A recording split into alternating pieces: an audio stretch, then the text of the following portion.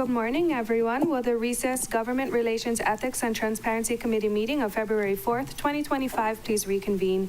It is 9:32 a.m. on Thursday, February 13th, 2025. I'm your chair, Nohelani Uuhajins. Members, in accordance with the Sunshine Law, please identify by name who, if anyone, is in the room, vehicle, workspace with you today. Minors do not need to be identified. Let's begin with Committee Vice Chair Tamara Paulton. Good morning. Aloha kakahiaka mai molokai nuia hina I'm at my private residence alone. Mahalo. Councilmember Shane Sinensi, good morning. Aloha and good morning, Chair. Councilmember Yukilei Sugimura, good morning. Good morning. From Corporation Counsel, we have Yukari Murakami, Deputy Corporation Counsel, and Cody Minatodani, Deputy Corporation Counsel. We don't have anyone from admin with us today. Ms. Vicens is not feeling well, so hopefully we'll see her soon. Committee staff, we have Maria Leon, Committee Secretary, Kesia Potakeyama, Senior Legislative Analyst, Clarissa McDonald, Legislative Analyst, Peter Hanano, Legislative Attorney, Rochelle Kawasaki, Deputy Director of Council Services, and Jean Pokipala, Council Services Assistant Clerk. As a reminder, oral testimony is closed for this meeting, but written testimony will continue to be accepted. Let's pick off where we left, members. We do have a few of them ahead of us today. In the last meeting, we interviewed the following nominees that were in attendance. Well, I guess I won't read them, but I'll tell you which commissions they were on. And we finished our deliberations on Affirmative Action Advisory Council, Board of Ethics, Board of Variance and Appeals, Commission on Children and Youth, Conservation Planning Committee, Council on Aging, and Police Commission. For the nominees online and in person, when we get to the board or commission you are nominated for, we will call you up, either if you're in person to the podium or if you're online, we will enable your camera and we will ask you to introduce yourself. And at that time, the members may ask you questions regarding your nomination. We are going to begin, members, with the Animal Control Board. So if we have Mr. Gurat and Mr. Larson with us, if you would like to enable their cameras, and we will begin with Mr. Gurat and give him an opportunity to introduce himself. Hi, good morning. Good morning. Yes, Mike Gurat, current resident of Wailuku, raised on Maui. I'm excited to be up for nomination and continue to serve with the County of Maui and volunteer. I was previously on the Affirmative Action Advisory Committee and Real Property Tax. So just wanted to try something a little different. Thank you, Mr. Gurat. Members, do we have any questions? Member Paulton. Thank you, Chair. Thank you, Mr. Gurat, for your willingness to serve. I just was curious if you have any animals. Oh yeah, I have 2 dogs. Yeah. Okay. Thank you. Thank you. One big one and a small one. Yeah. Oh, what breed? Well, the big one is she's a hound mix from Harf, and the other one is a Chihuahua Terrier. So yeah, 2 different personalities, but both lap dogs. One big lap dog, one small lap dog. Yeah. Oh, those big lap dogs. I know what you're talking about. Thank you. Members, if you don't mind, can I take a 2-minute recess? I'm having some technical difficulties, so we're gonna take a quick recess. We're gonna come back at 9:39.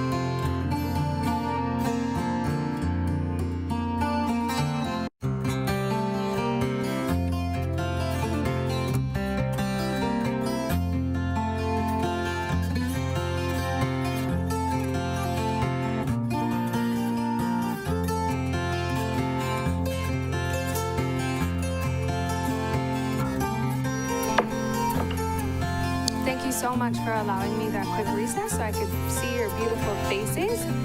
Will the Great Committee please reconvene? It is 9:41 a.m. and we left off with Member Paulton asking Mr. Garat if he owns any animals, which the answer is yes. Members, do we have any other questions? If so, please raise your hand.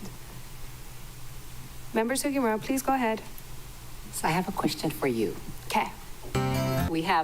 I appreciate the talent and interest for Mr. Garat, so I don't have a question for him. Okay. But if today we do not have a second nominee for this board, well, how are we going to take action? Or what is your plan? That's a great question. So if Mr. Larson is not with us today, I'm going to put a little Post-it on it and give people time to join us. If we see him, we can do so. And if we don't, at the end of our meeting, we can decide if we would like to nominate those people we haven't interviewed or disapprove the nominees we haven't interviewed. But considering majority of the nominees, excuse me, didn't have too much time to know that we were meeting, I'm going to give them the benefit of the doubt and assume they're busy, and hopefully they'll join us soon. And we'll save those for the end of the meeting Okay.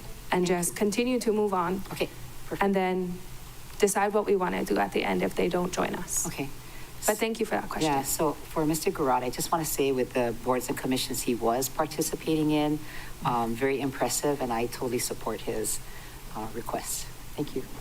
Thank you, Member Sugimura. Members, any other questions for Mr. Garat? Member Rollins Fernandez.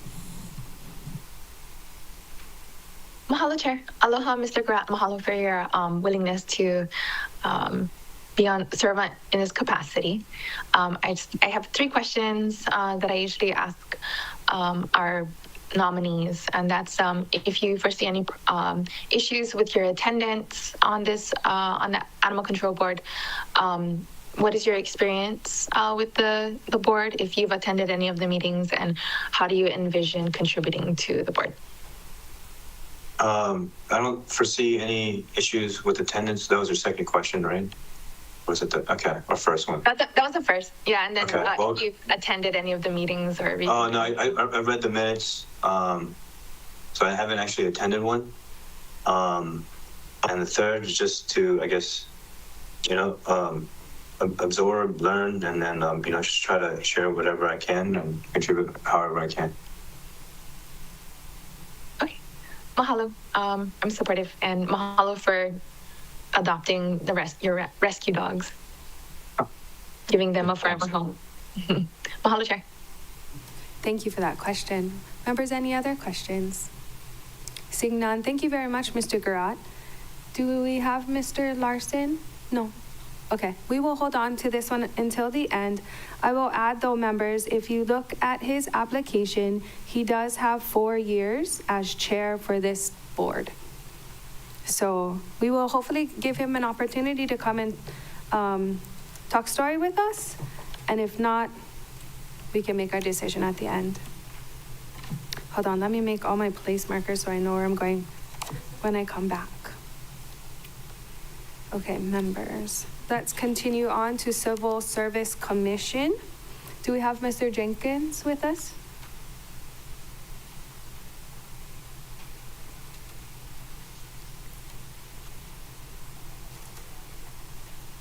We didn't hear back whether or not he's attending. Okay. Okay, that's another one we can save. Are you guys writing this down in case my Post-it notes somehow get loose? Thank you. Okay, let's continue on with Fire and Public Safety. Do we have Miss Green, Karen Miller Green, with us online?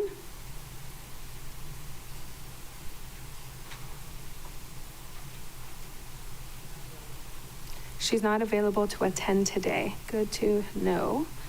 Members, we did interview one of the applicants or nominees with Mr. John Tautau Pele.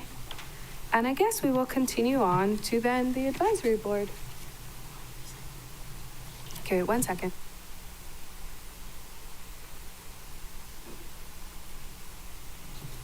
Sorry, I didn't see this in my notes. Okay. let's move on to the housing board members. We did interview Mr. Curtis, Mr. Chinayev, Ms. Pomano, and Mr. Spence.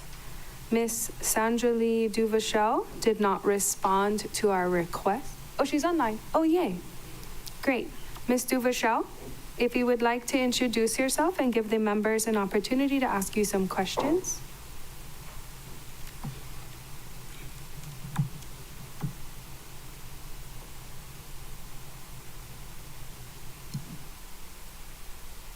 Ms. Duvachel, if you could unmute on your end, please.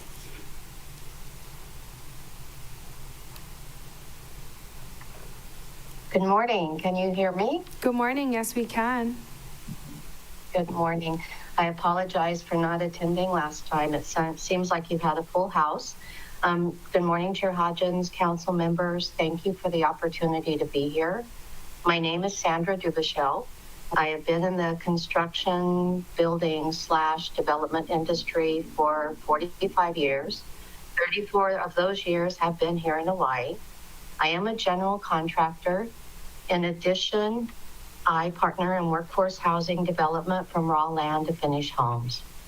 I would be honored to serve on this committee as it, I did listen last night to last week's meeting, I guess as it takes shape and we come up with what our tasks are and what the best avenue is. I would hope to be able to bring from experience from being in the trenches of land development, building cost, techniques, understanding the infrastructure needs, and from my 5 years on the Planning Commission, somewhat an understanding of the various departments in the county process. In the past, I also served on the Variance Board, but I did not get to finish that term due to my dad's health issues. I would love to be of service if you folks have any questions. Thank you, Mrs. Duvachel. Member Johnson. Thank you, Chair. Good morning, Ms. Duvachel. Thank you for your willingness to serve. I was impressed with your years of working in the industry. Can you tell us an example of some projects that you worked on Maui? Yes, well, we're currently, in the past, I've worked with Town Realty on developments up in Kehalani. Most recently, we're doing our own projects. We're currently the developer builder of the 196 homes in Hailei. That project had to develop water and wastewater. 98 of those homes are workforce housing. 98 of them are market homes. We have also broke ground on our Kihei development, thanks to your folks' generosity and understanding. It will be 28 workforce houses. And we have completed 33 workforce houses in Kaanapali called Kaialu, and 42 workforce units in Kapalua, Pailolo Place. In addition to that, we do various single-family residential home building for clients. Thank you. Thank you, Chair. No further questions. Thank you, Member Johnson. Member Paulton. Thank you, Chair. Thank you, Ms. Duvachel, for your willingness to serve. The projects that you mentioned for Member Johnson, if you could let us know the deed restrictions on them, if any, if you recall. Kaialu, we did 10 years across the board. I think we've always had that feeling that it should be 10 years. Years ago, we did a project in Kehalani called Ohia, and I believe that one started out back in the day as 5 years. And that was before it was actually part of the whole process. Kaialu was 10 years. I believe Pailolo was 10 years. Haile Maili, Hoku'ula is 10 years, and our Kihei project is 20 years. Thank you so much. Thank you, Member Paulton. Member Rollins Fernandez. Mahalo, Chair. Aloha, Ms. Duvachel. Mahalo for your willingness to serve on our first housing advisory board. Okay, so it says that the requirements, the members must have experience in housing finance, development, and other fields related to the creation of housing. Maui County residents can afford.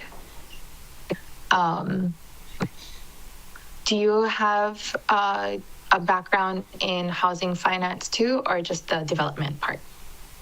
No, I have a background in housing finance also. Some of the developers I've worked for did not need to find funding. On the projects that I've been a partner in, we've had to go out and secure private funding for the vertical and some of the civil and the vertical construction.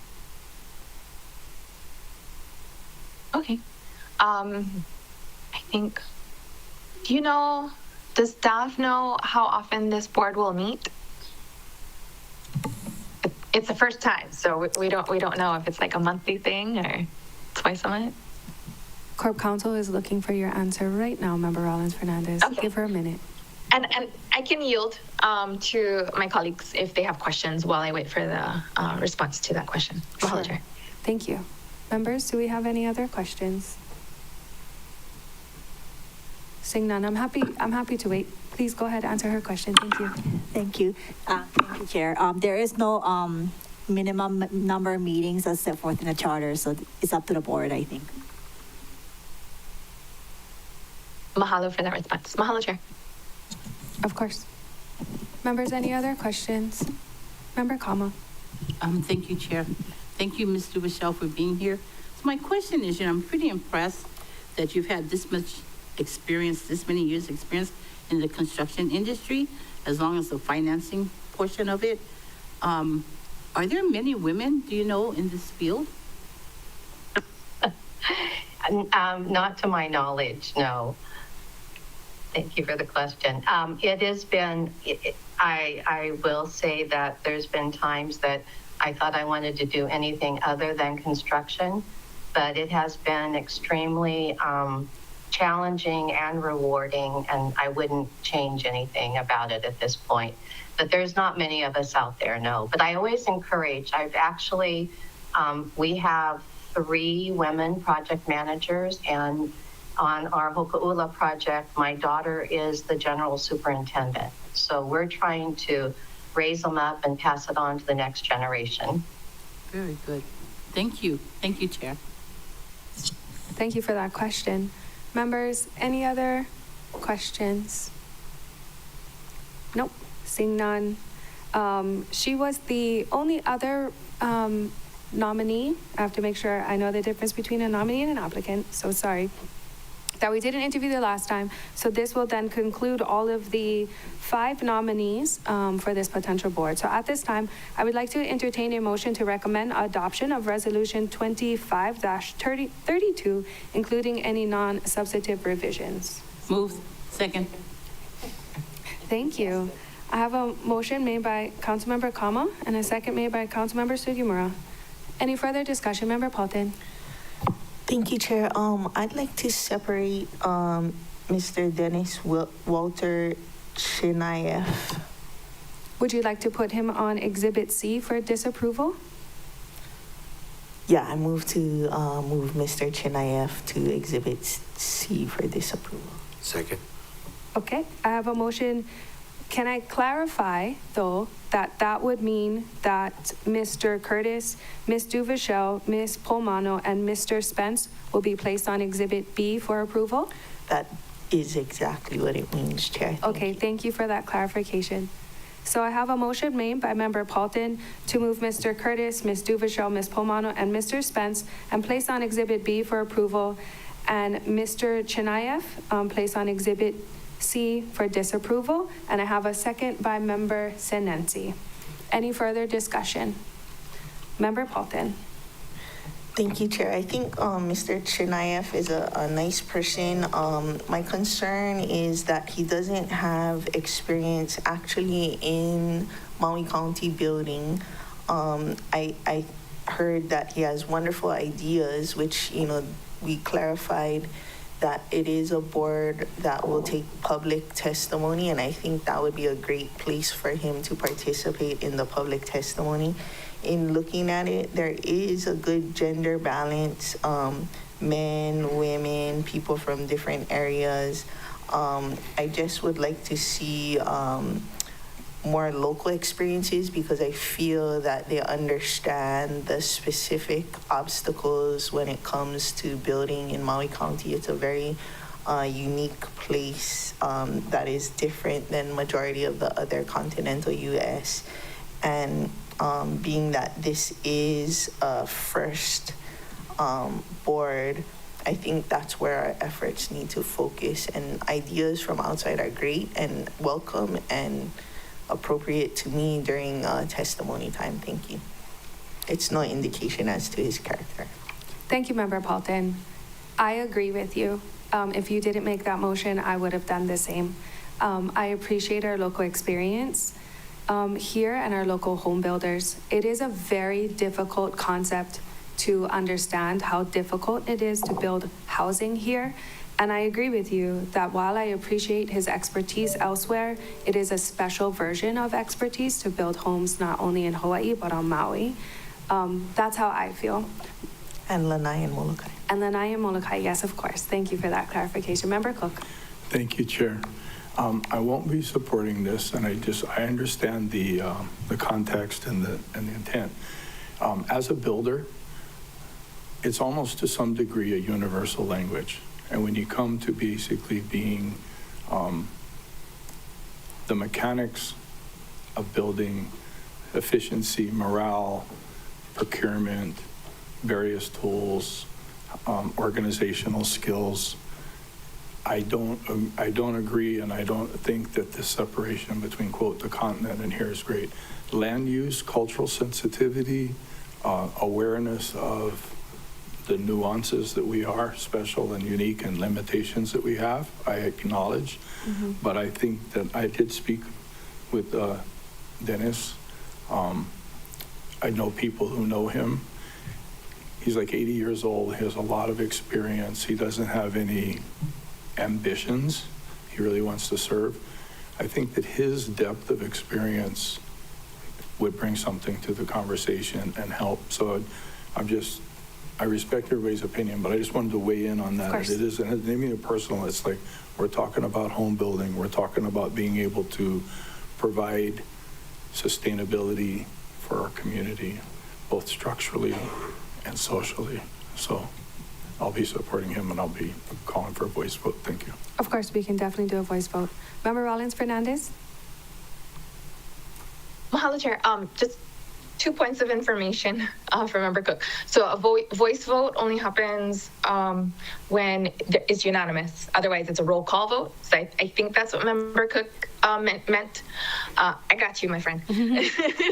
And the other clarifying point is that Member Paulton amended her main motion to include supporting the other four.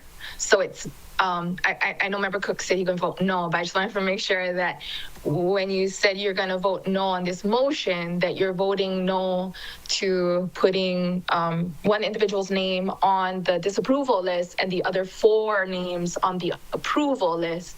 So if your intention is to vote in favor of the four, then perhaps I can recommend asking for a separation, and then we can take the vote separately so that you can support the other four while simultaneously voting against disapproval of the one. Chair, I appreciate my colleague's suggestion, and that is more in alignment with my intent. Thank you. Okay. No worries. Okay. Chair Lee. Wanted to make sure. Sorry, Member Rollins-Fernandez. I don't mean to cut you off. Please continue, and then Chair Lee can follow you when you're done. Okay, mahalo, Chair. So I'll support the motion on the floor. There's nothing preventing anyone from providing decades of experience to any board or commission. We have folks that come before us to testify, and after recognizing how much experience they have to offer, we've invited them to be a resource person for our committee, for the full council. so that we are able to talk through some things that perhaps individuals have relevant and important insight. And so there's nothing preventing anyone from serving and offering, that those perspectives to any board or commission. It doesn't mean that they, need to be a voting member in order to offer that to a board or commission. And housing for me is very personal. It's personal because I watch as our family members become economic refugees leaving our homeland. And in that sense, it's very personal when they can't afford the houses that are built with granite countertops and just extravagant, material that is like not necessary. In addition to it not just being about build, that my hope with this housing advisory board is that they will look at the regulations. They will look at, what it is that's in our code that perhaps can be modified a little bit to make things a little easier so that we can get housing for our people. I do have one question for staff. Maybe it's Corp Counsel, I'm not sure. Did Housing Director Mitchell have an opportunity to review the nominees before they were brought before us?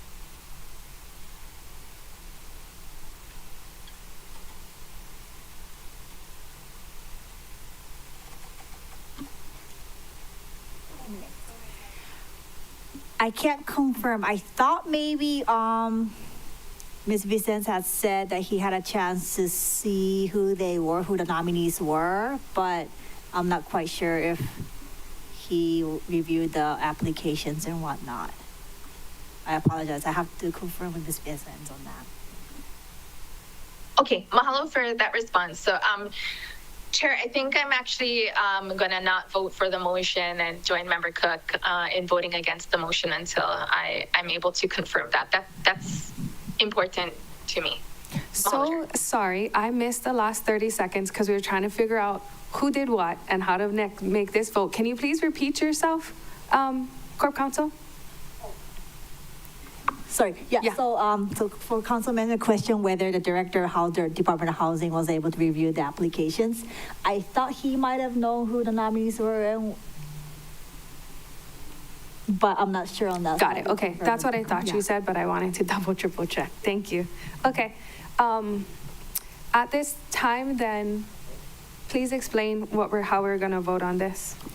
So we had a motion to adopt the resolution and then a motion to place all names on B for approval.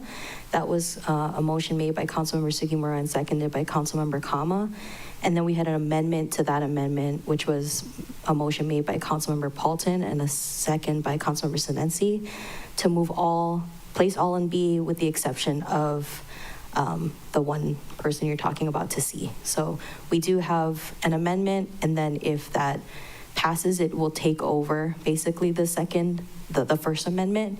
If it doesn't pass, we would go back to the amendment to move all names to B. Chair Lee. Thank you. So in order for me to make a decision, I need to know if this person is voted down, what would be the next step? Great question for Corp Counsel. In other words, does the mayor have X number of days to submit another name? And can you go through that process? Yes, according to the chart. Oh, sorry. Yeah, okay. So according to the chart, if there was another name that was on the list the mayor did not choose, that he would have 10 days to submit the name. But in this case, I don't believe there was any other names because I believe the fifth person was someone that the mayor chose. So the Independent Nomination Board only had 4 names. So what would happen is the council would give notification back to IMB, and IMB will have, I want to say, 75 or 60. I want to know. Okay. 75 days to submit a new list of nominees for mayor to choose from. All right. Thank you. Thanks for that information. That's all I have. Thank you for that question. Member Rollins Fernandez. Hello, Chair. For clarification, when did the first motion to amend by adding the names to the approval list happen? Did I miss it? It happened this morning, like just today? Yes, there was a motion Before to Member adopt, Bolton? a motion to amend by placing all names on B by Councilmember Sugimura and seconded by Councilmember Kama, and then an additional amendment by Councilmember Paulton. So I guess I don't understand why Chair Hudgens would have clarified. Oh, so you clarified the vote because she just moved to separate the one name, but left the other names on the approval list. Yeah, yeah, I was just clarifying that it was just then that person to go on Exhibit C and leave everybody else on Exhibit B for my little mental note organization. Okay, Mahalo, Chair. Yes, of course, thank you for clarifying. So members, at this time, we are going to vote on the amendment, which is moving Mr. Chinayev on Exhibit C for disapproval. I'm going to ask for a roll call vote.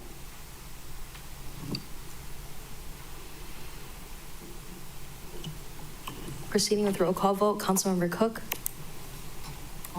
No. He's vice. Councilmember Johnson, Aye. Councilmember Kama, Yes. Council Chair Lee, Aye. Councilmember Rollins Fernandez, Aye. Councilmember Senensi, Aye. Councilmember Sugimura, No. Committee Vice Chair Paulton, Aye. Committee Chair Hodgins. Aye. Chair, that's 7 ayes, 2 noes, motion carries. Thank you, members. Any further discussion before I ask for the motion as amended, which would include, again, for my mental notes, those names, Mr. Curtis, Ms. Duverchel, Ms. Pomano, and Mr. Spence on Exhibit B. Any further discussion? Online. Seeing none. All those in favor, please raise your hand and say aye. Aye. Roll call, Aye. please. Oh, okay. Roll call. Councilmember Cook, Aye. Councilmember Johnson, Aye. Councilmember Kama, Yes. Council Chair Lee, Aye. Councilmember Rollins Fernandez, No. Councilmember Senensi, Aye. Councilmember Sugimura, Oh, gotta turn on your mic. Oh, aye. Committee Vice Chair Paulton, Aye. Committee Chair Hodgins. Aye. Chair, that's 8 ayes, 1 no, motion carries. And you have the main motion as amended. Yes, made motion as amended. Do we want a roll call? Yes? Double checking. Okay, roll call, please. Made motion as amended. Councilmember Cook, Aye. Councilmember Johnson, Aye. Councilmember Kama, Yes. Council Chair Lee, Aye. Councilmember Rollins Fernandez, No. Councilmember Senensi, Aye. Councilmember Sugimura, Aye. Committee Vice Chair Paulton, Aye. Committee Chair Hodgins. Aye. Chair, that's 8 ayes, 1 no, motion carries. Thank you, members. Thank you all. And we will now move on to the Liquor Control Adjudication Board. Do we have Mr. Honda with us? Hello.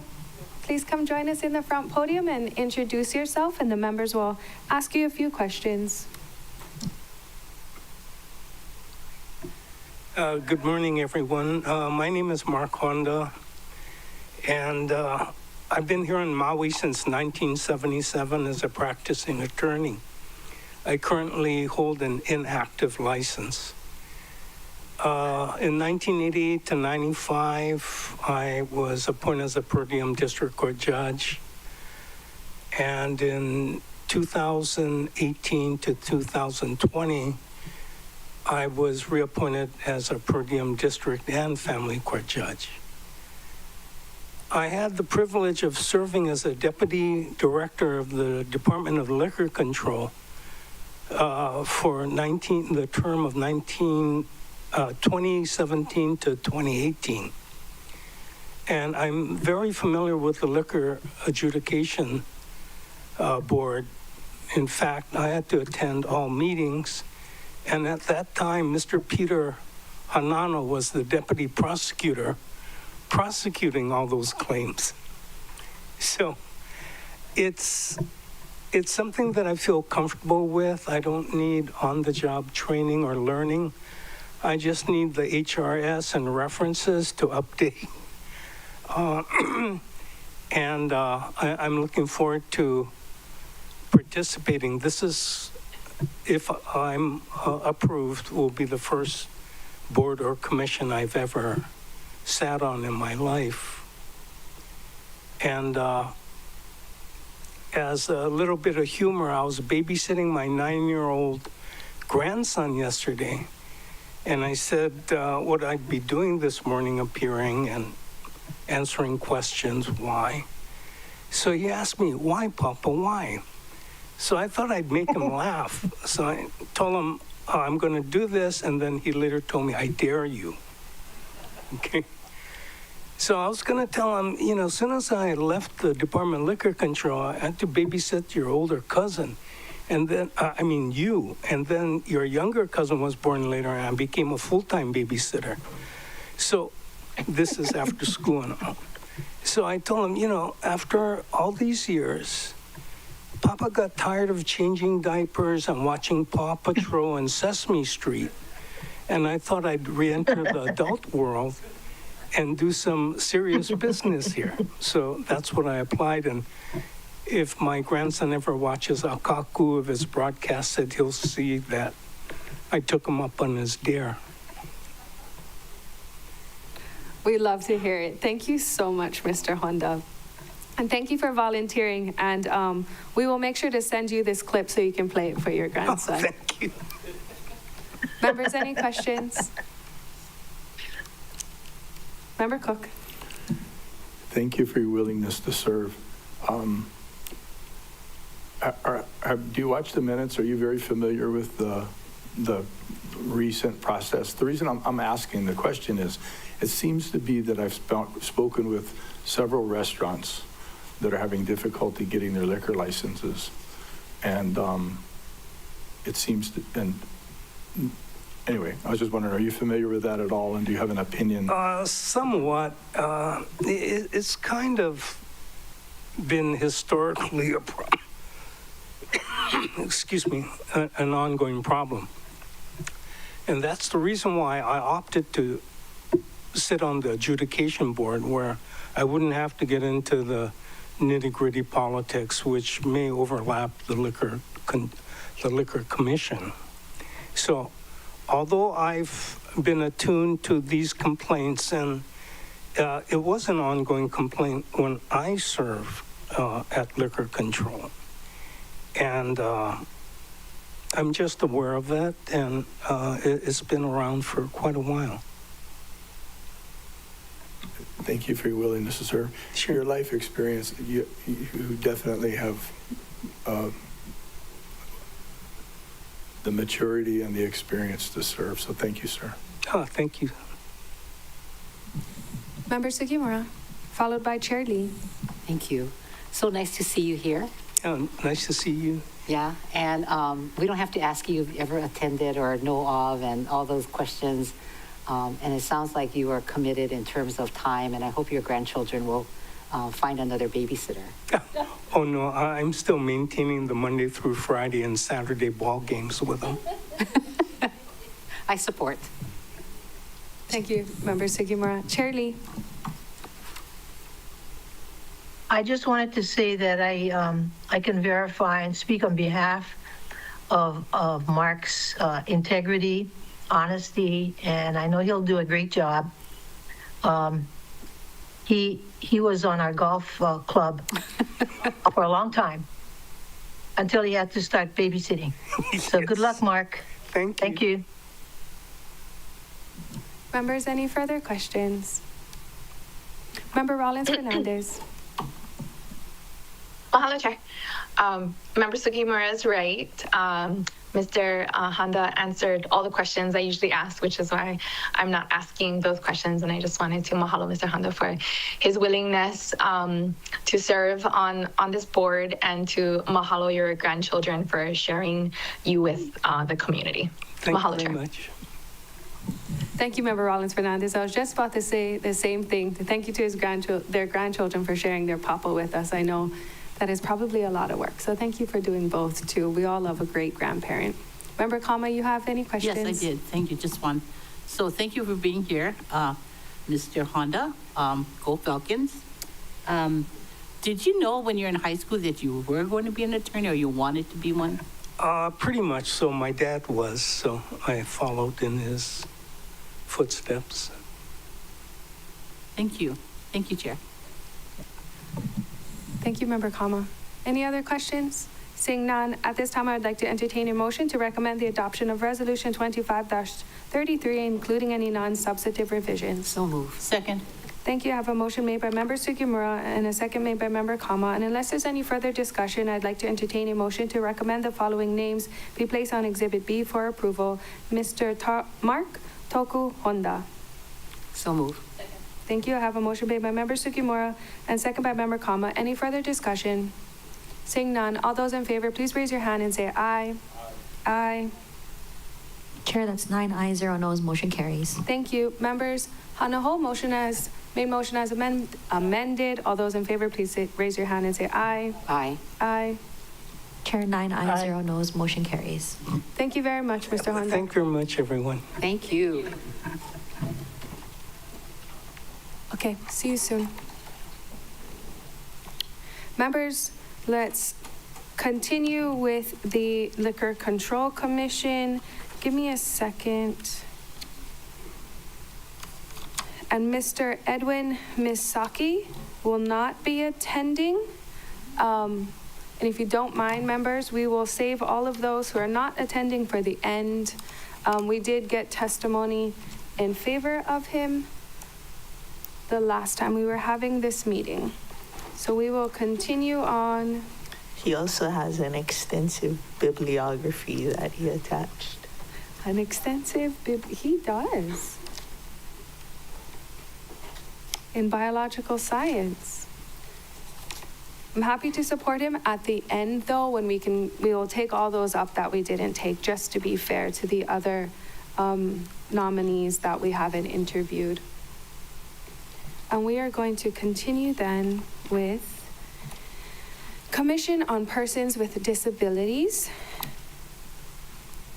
Do we have Ms. Chang or Ms. Iguya? Hello. Can I ask you what's your name? Okay, come on down, please, Ms. Chang. Aloha. Please introduce yourself, and then the members will have their opportunity to ask you some questions. I had one big speech planned last meeting, online, bullets and everything. That went out the window the minute I walked through the door today. But first, before I introduce myself, aloha, Chair, Council members, aloha. And mahalo for your willingness to serve and holding it down for our Maui Nui. Mahalo. I am Lehua Kilihune Lee Chang. I was born and raised on the beautiful island of Molokai. Up until about 9 years ago, I moved here to Maui, where I currently reside. You know, when I applied for this, it was just something to do, but it became passion.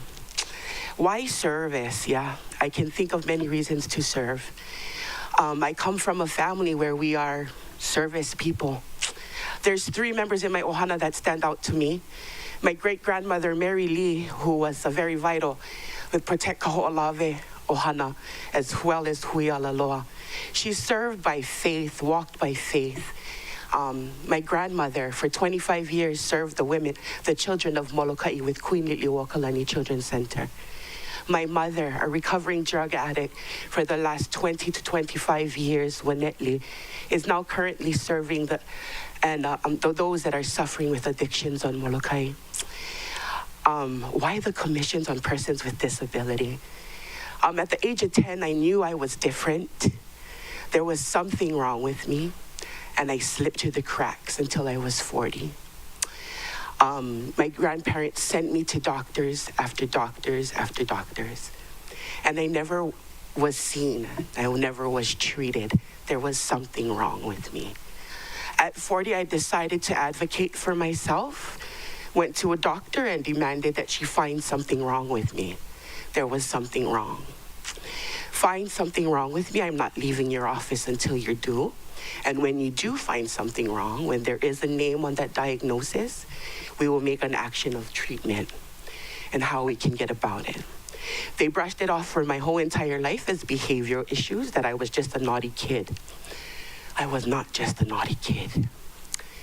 I finally was given the diagnosis. There was actually a name put down on the paper after 40 years of fighting. And also the commissions on disabilities. I work for Aloha Independent Living Hawaii as an independent living specialist, the only one servicing Maui and Lanai. I service those with disabilities of every kind, cognitive, physical, mental. I also sit on the Disability Disaster Task Force that was created on August 9th, the day after the Maui fires. I joined the task force in May when I took employment with Aloha Independent Living Hawaii. Currently, our discussion is, Member Paulton, is evacuation and the vital need to bring that to the forefront. I applied and I didn't, think anything of it until I was nominated, and I am so honored to be nominated. This is dreams come true to be standing in these chambers. Kiani says, you holding it down back home. Right on. But that's the whole reason. My attendance, I don't have a problem being on time and being where I need to be. I think I come with fresh eyes and ideas, fresh ideas. The need for evacuation, important. We lost 102 people that shouldn't have been. And I think evacuation, my ideas is we need to get the big players on the table. We need to get creative. But that's just a little bit of me. Mahalo. Questions? Thank you so much for sharing your story, and thank you for nominating yourself and willing to serve. I appreciate it, and I think we all appreciate it. Members, do we have any questions? Member Paulton. Thank you, Chair. Thank you for your willingness to serve. I'm so impressed and stoked that you're already ahead of the game on my questions, at least. I just was wondering if you could clarify on the Disability Disaster Task Force. Is that, who convened that? Is it at a state level? That, I believe, is at a private level. That was done with Brian Hauser and Kathleen Kenny, who are former employees of Aloha Independent Living Hawaii. They created this with boots on the ground the day after the fire. And Brian was heading of the telecommunication where Aloha Independent Living handed out a bunch of iPads to the survivors for communication. One of the biggest things that we have been discussing, again, I will be attending today's commission meeting at 12:30, and I believe FEMA, the disability integration person, Peter, will be there as a guest speaker. The biggest concern on a lot of the meetings that I've attended have been the evacuation, has been the recovery, long-term recovery plan of Lahaina. So we don't have to ever see that happen again. And I just had one other question. I met some of the emergency management folks of Parrish County, Louisiana, where they had Hurricane Katrina in New Orleans. And they said they have a registry of elderly and disabled that when any kind of disaster happens, they go to the registry and try to make sure that those folks have the assistance they need to get out. Have you heard of a registry, and what are your thoughts on that? I have not heard of a registry, but I believe that that should be something that should also be priority so that we can keep track and make sure that we, Thank you. No further questions. Full support. Thank you. Thank you, Member Paulton. Member Kama. Thank you, Chair. Thank you for being here, Ms. Chang. I'm too am impressed with your resume. So, do you have an idea of how many persons with disabilities we have in Maui Island? On Maui Island, I don't. I don't. Okay. Thank you. Thank you. Thank you, Chair. Thank you, Member Kama. Member Rollins Fernandez, did you have a question? It looks like your hand is almost half up. Okay, go.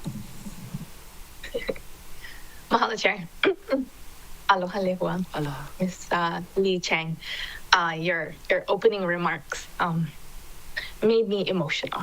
I'm so excited to vote in support of your nomination.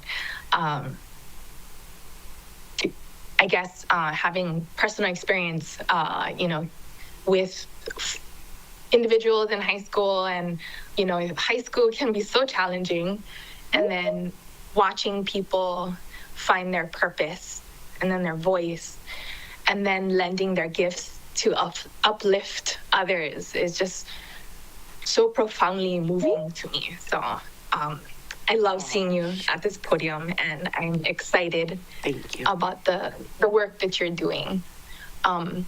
So we don't have a Molokai representative on the this commission, and I'm really looking forward to someone Kupa Aina of Molokai being there to help give a voice for our Molokai community.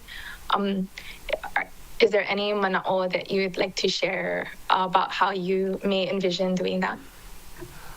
Yeah, I'm true and true a Molokai girl. You can take the girl away from the Aina, but not the Aina away from the girl. And my biggest thing is there is a lot of people with disabilities on Molokai that have fallen through the cracks because of the lack of resources, the lack of qualification. We get sent nurse practitioners a lot to our Aina, or we have to fly here for doctors. I'm making a voice for not only Maui, but for Molokai as well. Because, our little island needs to be heard out there in the Pacific. And that's pretty much why I did it. I got big shoes to fill. I got a grandmother and a mother and a great-grandmother. It's probably going to be that's probably watching, will be watching, and say, why you said that? But, yeah, mahalo. Yeah, absolutely. So many people, so many kids that just are dismissed or labeled naughty kids, whose disabilities may be overlooked, and having perhaps some of that firsthand experience always makes people such stronger advocates for those that are experiencing what advocates may have experienced themselves. So I'm sure your ohana will be very proud and are very proud. Mahalo, Chair. Thank you, Member. Sorry, that was throwing me off. Thank you, Member Rollins Fernandez. Your bell was ringing even though you were POW. So, Member Cook. Thank you for your willingness to serve. Your passion and your heart is contagious, and I think you'll do a great job on the board. Thank you for being willing to serve. Thank you. Member Cook. I too am happy to support you. Unfortunately, we don't have Miss Ugia, I hope I'm saying her name correctly, right now. So we're gonna hold off the voting on this commission for a little bit later. But I very much look forward to supporting you, and thank you so much for volunteering. Thank you so much, Chair. Thank you. Members, at this time, before we move on to Maui County Cultural Resource Commissions, Member Johnson has left us, and I would like to take our morning break. He's going to be in a meeting for about an hour, which started just a few minutes ago. So if you don't mind, if we could take about a half an hour break, and we'll give him some time to be in that meeting and then join us shortly. So we will come back at 11 members and continue where we are leaving off, which is Cultural Resource Commission. So see you folks in about 30 minutes. I'm back at 11. This meeting is now in recess at 10:31.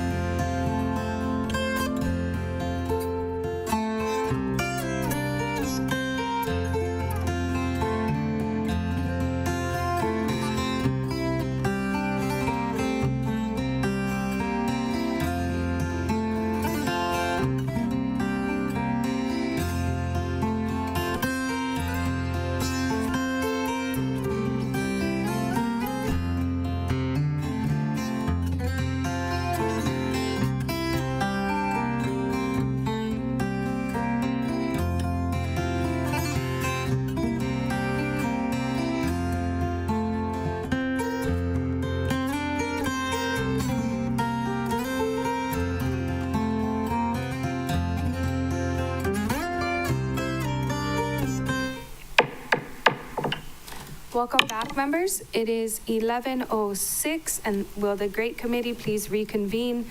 Members, we left off waiting to meet, or re-meet for one of them. I don't think she's with us, but for the Maui County Cultural Resource Commission. At this time, I know we have Ms. Milken with us in person, and if you could please come up to the front and introduce yourself, and the members will have their opportunity to ask you questions.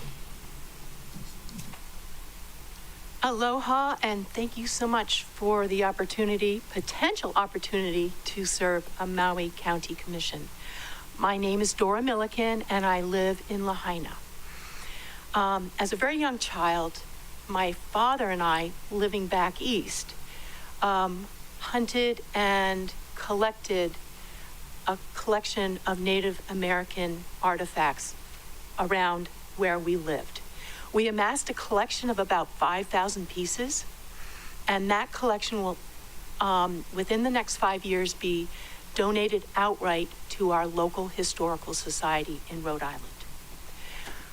In my mid-20s, I was asked to become a member of the board of directors for the Little Compton Historical Society, and I served on their board of directors for close to 40 years. I was their secretary for 20 years, and then later became a vice president, and I served as their president for a full term.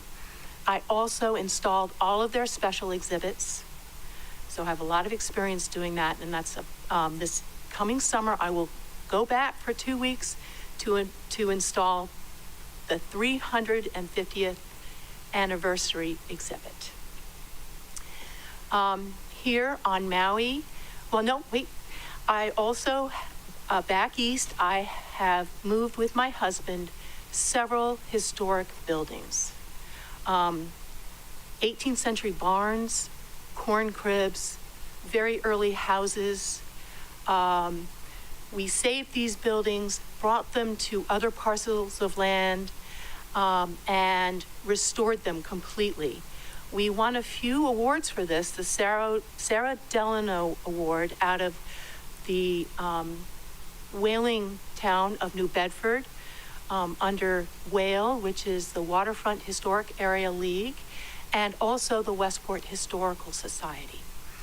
I spent at least 5.5 years working on the Westport Point Historical Commission. During that time, those 5 years, I did not miss one meeting, not one meeting. And if I get on this commission, my promise to you is that I will do the same. So here in Lahaina, my husband and I had a really wonderful time working very closely with certain county officials to fully rehabilitate the bookkeeper's house, which is 271 on Front Street. It's become known as the Miracle House.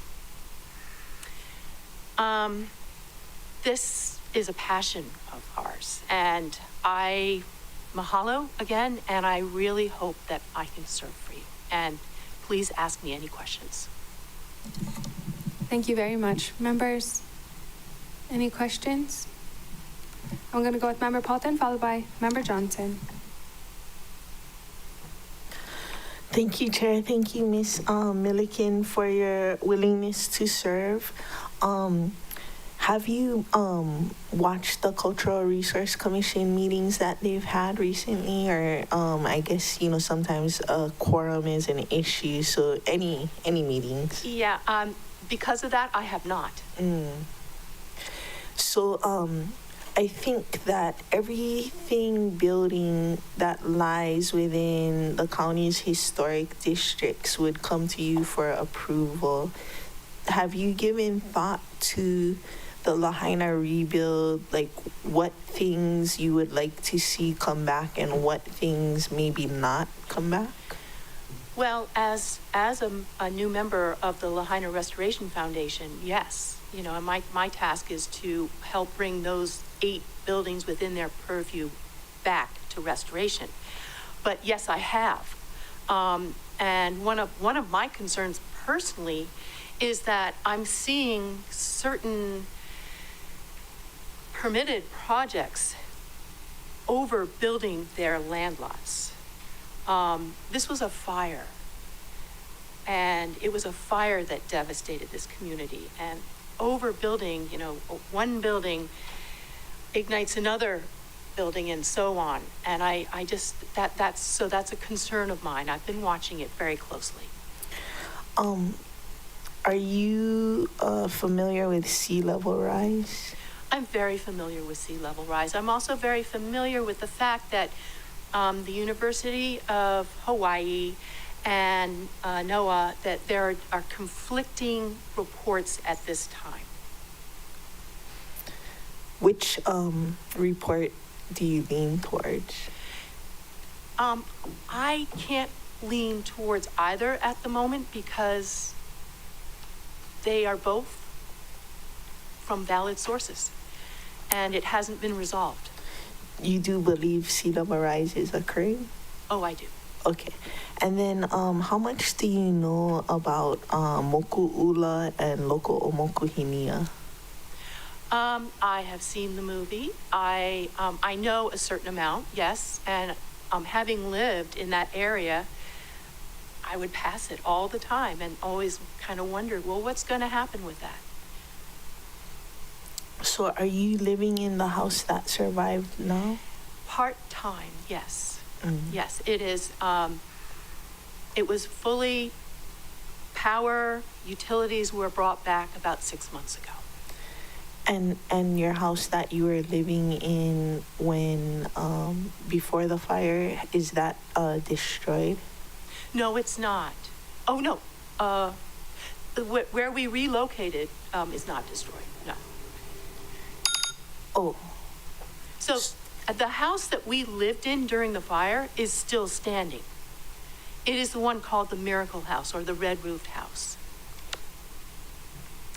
And that's not the one at 271 Front Street? It is the one at 271 Front Street. Oh. Because on the application, there's a different address given. That's where we're living now. That's where we had to move to. Oh, okay. So we're splitting our time between, we're slowly moving back. Got it. Thank you. Thank you, Member Paulton. Member Johnson? Thank you, Chair. Thank you, Ms. Milliken, for your willingness to serve. You spoke a lot about back east and your experience there. Are you a full-time resident here? Yes, I am now. Okay. Yeah. All right. Well, that was my only question because Councilmember Paulton asked some of mine as well. So thank you so much. Thank you, Chair. No further questions. Thank you, Member Johnson. Does anybody else have any questions? Member Senency. Thank you, Chair, and thank you, Ms. Milligan, for being here today.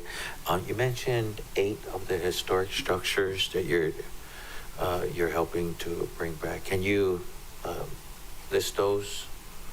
It's the Baldwin House, the Reading Room, the Courthouse, the prison, Siemens, the Mariners Hospital. Yes. And they all lie within the historic district on Front Street? Mm-hmm. Okay. Yes. And then I'm not sure if some of them were non-conforming or not, but you would use this opportunity on this board to get whatever permits and those types of things to rebuild it? Well, that is really up to the rules and the actual commission. My understanding is that I could either abstain from voting, or I could advise, or it wouldn't be a problem. So that would come into play. Oh, okay. And then, it looks like the same type of structures, very similar to some in where you came from. So just, you have that experience with those older Yes, I have extensive experience in pulling apart and restoring as opposed to renovating antique structures. Okay, got it. And then we did the same with the bookkeeper's house on Front Street. we did things, we brought it to what it originally was. We took off the old carport. We removed the ohana down below that had the septic tank with the pipe going to the ocean. We brought it back to what it originally was. Okay, thank you. Thank you, Chair. Of course. Thank you, Member Sinansi. Chair Lee. Members. Thank you. I just wanted to ask if it was the mayor's office that asked you to apply, or was it your own idea? It was the mayor's office. Okay. How did they get to know you? Through the county officials that we worked very closely with to restore this house. Another thing you need to know is that 8 days before the fire, this house became, it was brought onto the register, the state register of historic structures. So it qualified thank you. for that. Thank you, Chair Thank Lee. you. Member Sugimura, you have a question? Thank you for your passion. So you are living here, and the Lahaina Restoration Foundation, you're a volunteer. Oh, for it. yes. You're a volunteer and you're Yes. helping. And that's why you know about the 8 structures and their history, and you're participating. So you did have your own business, so that's... I still have my own business, but that's separate. I'm a fine arts painter by trade. Okay. Yeah. Thank you very much. Of course, thank you. Member Halton, you have a question? Member Sinansi, you want to go after Member Halton? Sorry, I had a Go ahead. couple more follow-ups. I was speaking to some folks that lived in the multifamily that was, I think it was facing the Siemens Hospital. And they were running into some problems because it faced a historic building. In their rebuild, they wanted to use fire-resistant building materials, but they were kind of being told that they have to stick to like historic integrity because one side of their condo complex faced the Siemens historic property. I just was wondering your idea of importance of, the majority of the town burnt down. Where do you see the balance between building back authentically historic and the danger of a fire happening again if everything is made out of wood? Thank you for that. This is a big one. And first of all, no materials are fireproof. There's no guarantee with that. But there are ways to offer solutions creatively that can handle that. The house that I'm living in now, in addition to 271 Front Street, is made out of a cement board. Like hardy board? Yeah, and it looks like wood. So all of these projects that come before a commission like this really are entirely different, and you have to work with each one to solve the problem. So there's a lot of flexibility, and I think the commission members do need to be flexible about it. Our purview is more about the exterior, less and not at all about the interior of the building. Mm-hmm. So yeah. And then 3,500 square feet, I think, is the max for the National Historic Landmark District before you have to get an EA or an EIS. What do you think about people going larger than what they had? As I said before, this was a fire that did this, that created this horrible disaster. And the lots are really small, maybe 1/8 of an acre. And I think that I really do feel that people need to take that into consideration. And the bigger you build your lot, if you've got a house that goes edge to edge within the what is it, the 6-foot allowance, and then you've got a 3-foot overhang. This is bringing your house, and if the next house next to it does the same, you don't have much space. It becomes a safety hazard, I think. And I would recommend against that. Now, I know that there are multifamily situations, and that brings in another question. Thank you. I'll yield to my colleagues. Thank you. Thank you, Member Paulton. Member Senenzi? Thank you, Chair. Just a question for you, Chair. So Ms. Milliken should she be confirmed with be the second of 2 Archaeology and Historical Society requirements? Let me get to that page real quick.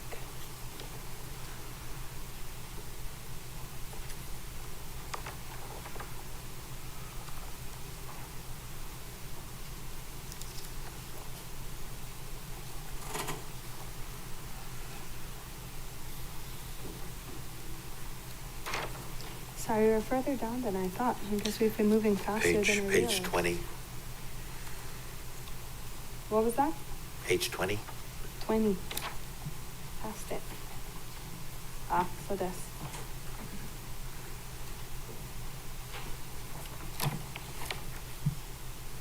The other archaeology person is Andrea Michelle Conley Capoy. Yeah. She specializes in archaeology. It seems like Ms. Milken might specialize in historical society information and not necessarily archaeology. That would be up to us, of course. Okay. Thank you. Thank you. On the thing it says archaeology/historical. Do you have any archaeological experience? Through collecting this collection with my family, I've also done organized site digs and things like that. Do I have a degree in it? No, I do not. Thank you.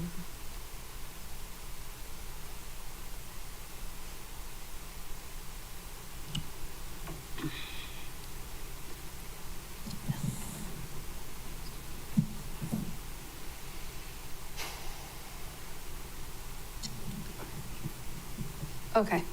Thank you. Sorry. Thank you for bringing this up, Member Senenzi, because we do need a requirement for each island. There are 2 vacancies currently, which means the other 2 will have to be from Lanai and Molokai. So we were quickly discussing how this board is going to play out. Does anybody else have any questions? I do have a quick one, but Member Kama. I do too. Thank you, Chair. Thank you for being here, Ms. Milken. So what is your understanding of the cultural significance of Moku'ula and Mokuhinea? It was the pre-contact site of the Ali'i. And it's basically been filled in and left vacant and needs to be restored. Thank you. Thank you, Chair. Thank you, Member Kama. I do have a quick question, members. On your letter for why are you interested in serving on a board or commission, I found one sentence really curious, and I'm hoping you can expand on it. I believe this is probably your house here, the bookkeeper's house on Front Street. Mm-hmm. You said it was a great example of preservation through neglect. Yes. Can you elaborate, please? I can. The house had never really been altered. This year marks its 100th year, so it's exactly 100 years old.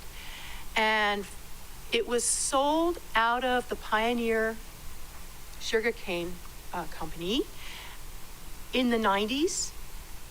And from that time to now, nothing was done to it. So it was neglected. It had 3 or 4 roofs on it. We had to go in, replace the roof, replace termite damage.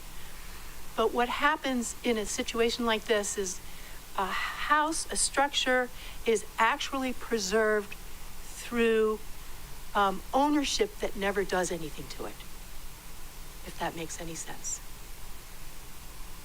It's because the owners never really renovated it or kept it up, we were able to bring it back to its original character. Okay, thank you. And to clarify, some of the applications have, your length of residency in Maui County, but not all. How long have you been a full-time resident of Maui County? Since 2021. 2021? Yes, Okay. when we got the bookkeeper's house. Okay, thank you. Members, any other questions? No. Thank you very much. Thank you for your application. Sorry, I have one additional. Please, go ahead. Yes. Being that you moved here in 2021, I don't think it's fair of us to expect you to have a wide breadth of knowledge on Hawaiian cultural history and places. Who are some of the resources that you go to when you have questions or want to learn about those issues? Okay. County members, such as Stanley Solomilo. We have worked with our carpenter, our painter. They're all local folks. It's a complete team. Do you feel comfortable giving out their names? Or? Hoi Vu. I'm freezing here. I'm sorry. Charlie Norwood. Kenji, I forget his last name. He's repainting the bookkeeper's house right now. Are Yes. there any cultural practitioners that you are acquainted with? No. Other than working through the Lahaina Restoration Foundation. So Connie Sutherland and Leslie Hiraga and like that? Yeah. Okay, thank you. Thank you, Member Paulton. Members, any other questions? Chair Lee.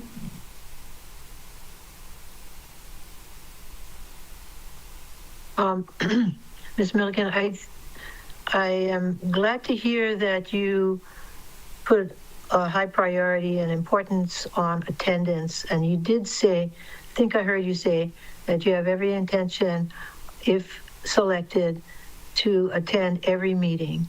Is that right? That is correct. Okay. Because honestly, when I first heard you, I wasn't thinking of voting for you because I didn't think you have been here long enough. But we've had so many attendance problems with the CRC. And so we could have lifelong residents who don't show up for meetings, and that hurts the whole program. In your case, I think you have a lot to learn about our culture and the West Side and so forth. But if you are willing to check with, our practitioners and the experts on the subject, that gives me comfort. But what also gives me comfort is it seems that you are a very reliable person. And that's what we need on our boards and commissions, because I've had so many meetings canceled that I was supposed to attend for the CRC, and it's frightening that we haven't been able to get much work done because of it. So this is where I stand. So if I had voted against you, it was nothing personal, but you've sort of talked me into giving you my vote. Thank you. One thing you need to know is that I have been coming here for the last 15 years, and each year we have spent quite a bit of time here. So it's, if that makes any difference. But another part of this is that one of the things that really appeals to me is the learning process. And that's a pure gain for me, and I love that. And I love working with different people. And it's, you know, like I said before, every single project is entirely different. And you get something out of each project. So it's... Yeah. I respect that you consider each project differently and it has its own qualities and its significance. And I certainly appreciate your can-do attitude. Thank you very much. Thank you. Mahalo, Chair Lee. Members, any other questions? Double checking online. Okay. At this time, members, I would like to entertain a motion. Thank you so much for... Thank you so much. You're welcome. Thank you. At this time, I would like to entertain a motion to recommend the adoption of Resolution 25-36, including any non-substantive revisions. So moved. Thank you. I have a motion made by Member Sugimura and a second by Chair Lee. Unless there's any further discussion, I'd like to entertain a motion to recommend the following names placed on Exhibit B. I thought if we didn't interview both the people. Yeah. Oh. That's right. You're absolutely correct. The other one is a reappointee, but I can hold off to keep it fair for everyone. Thank you for that reminder. I was going to just go ahead because we're all really well familiar, but I will keep it absolutely fair and move on. And so Miss Maluo Pearson is not here. She's not here, yeah. Okay. Can we just hold off on this motion, or can we strike it? Can you please withdraw? Sorry. Thank you very much.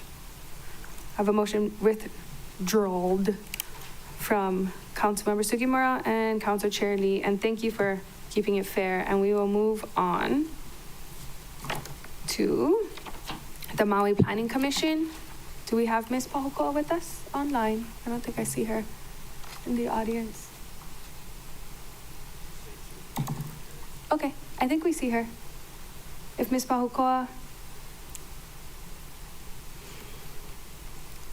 would like to turn on her camera and mic.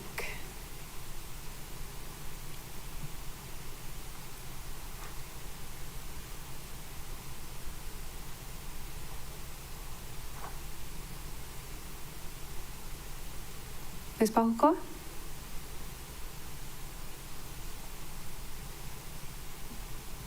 Is she here?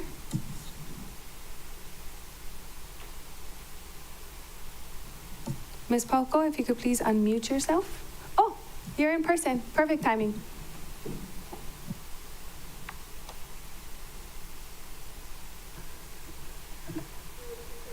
Can you please introduce yourself? Yes, that was a nice backside drive. Aloha, good morning, Mary Ann Pahukoa.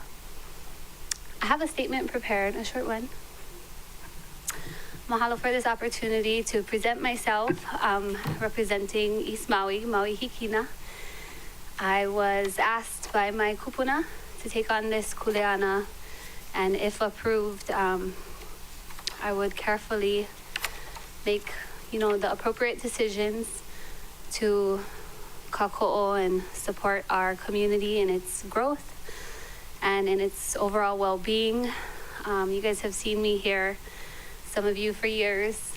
I've been testifying, I've been a young testifier here, speaking passionately about issues affecting our island home. I've grown to be an advocate, deeply engaged in discussions, and nowadays I'd like to just say I'm an in-depth observer, making, neutral decisions and understanding the various factors we have that face us in our island community's needs right now. There's so much more I can say, but mahalo to everybody who last week testified in support of my nomination. I greatly appreciate it. And if you have any questions, mahalo. Thank you very much, Ms. Pahukoa. Members, do we have any questions? We typically do have some questions. No questions from you folks? Go ahead, Member Sinensi. Thank you, and mahalo, Ms. Pahukoa, for making the drive, the backside, to be here in person. And I think the council members know that through this IMB process, especially for East Maui, it's always hard to get people to volunteer. for these important boards and commissions. So I know that you two are also, everybody has busy schedules and you're no different. So you're able to participate in the meetings. I am, yes. And thankfully, we do have an option of Mokulele, who arrives just on time for these planning commission meetings. So I've always considered Mokulele as an option of attending town meetings and Okay. then flying back. Yeah, and then this position also has the Native Hawaiian cultural practitioner. So if you wouldn't mind just, and I know you kanu kalo ka'aina, but what are some of your other practices you're involved in? Yes. Well, members, I live Hawaiian every day. My ohana is generational kalo farmers, a part of the community in various aspects. I work diligently to support our nonprofits in East Maui, whose mission statements include conservation, sustainability, perpetuation of tradition, traditional practices, and overall just well-being and, supporting cultural activities, especially within our youth. Besides that, we are gatherers. We go up Mauka. My ohana's aina is right there along the shoreline. So I spent a lot of time shoreline fishing at the Muliwai. I've grown to have a passion in water studies. So it's not always about harvesting in Hawaiian culture. It's about placing kapu and protecting. So when it comes to Muliwai species or stream species, we do the best to monitor and make sure that the species are protected from the Muliwai up to Kuahiwi. In the terms of Opai o Opu, and do our best to maintain that connectivity of stream flow, and then farming and how that helps estuary populations and shoreline habitats. So it's a full circle. Hawaiian culture. Do I consider myself a practitioner? Yes, of course. Doing my best in all ways to uphold Hawaiian values. Mahalo. Thank you. Thank you, Chair. Of course, thank you. Members, any questions? I do have a few, but I want to just make sure everybody else is heard. Member Cook, followed by Member Rollins Fernandez. Thank you and good morning. Thank you for your morning. willingness to serve. Do you have experience in a background in planning? I do not have direct job, not with the county. It's always been planning in watershed management terms, ahupua'a projects. Actually, I am planning the East Maui Taro Festival with the board, and that's big kuleana. But I understand the importance of involving stakeholders, community. I love doing community outreach and engagement. So yeah, yes, I have experience in planning. Because my question is the planning commission and overseeing, implementing and overseeing the island plan, the various community plans, and sorting out what is in compliance, what is asking for a variance. It's a very intensive position on the planning commission, and it's all three islands, and it's basic land use for virtually all aspects of land use. So the fact that you're from Hana is really beneficial because we need East Maui represented, and also we're going to need a really depth of experience of the entire interpretation of the island plan, the community plans, and being able to sort through that. So is that something that you feel that you're up to? It's a pretty big task. Yeah, I understand. And I know the heavy amount of items setting forth in the planning commission, and I do my best to visit every single link and document that the planning has set forth. Although I can't say I've read it completely, but I have read not every meeting documents. I haven't read everything, but when it comes to Maui Island community plans, I've read those.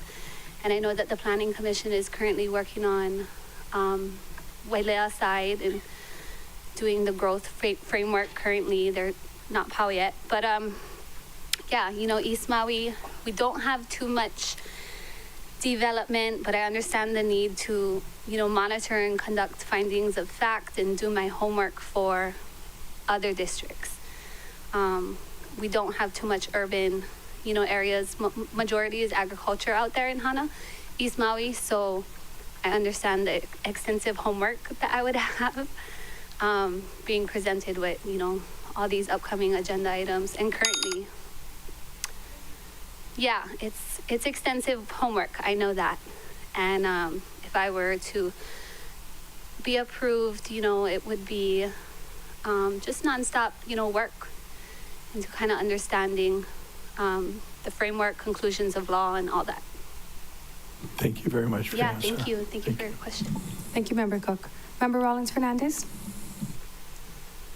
Mahalo, Chair.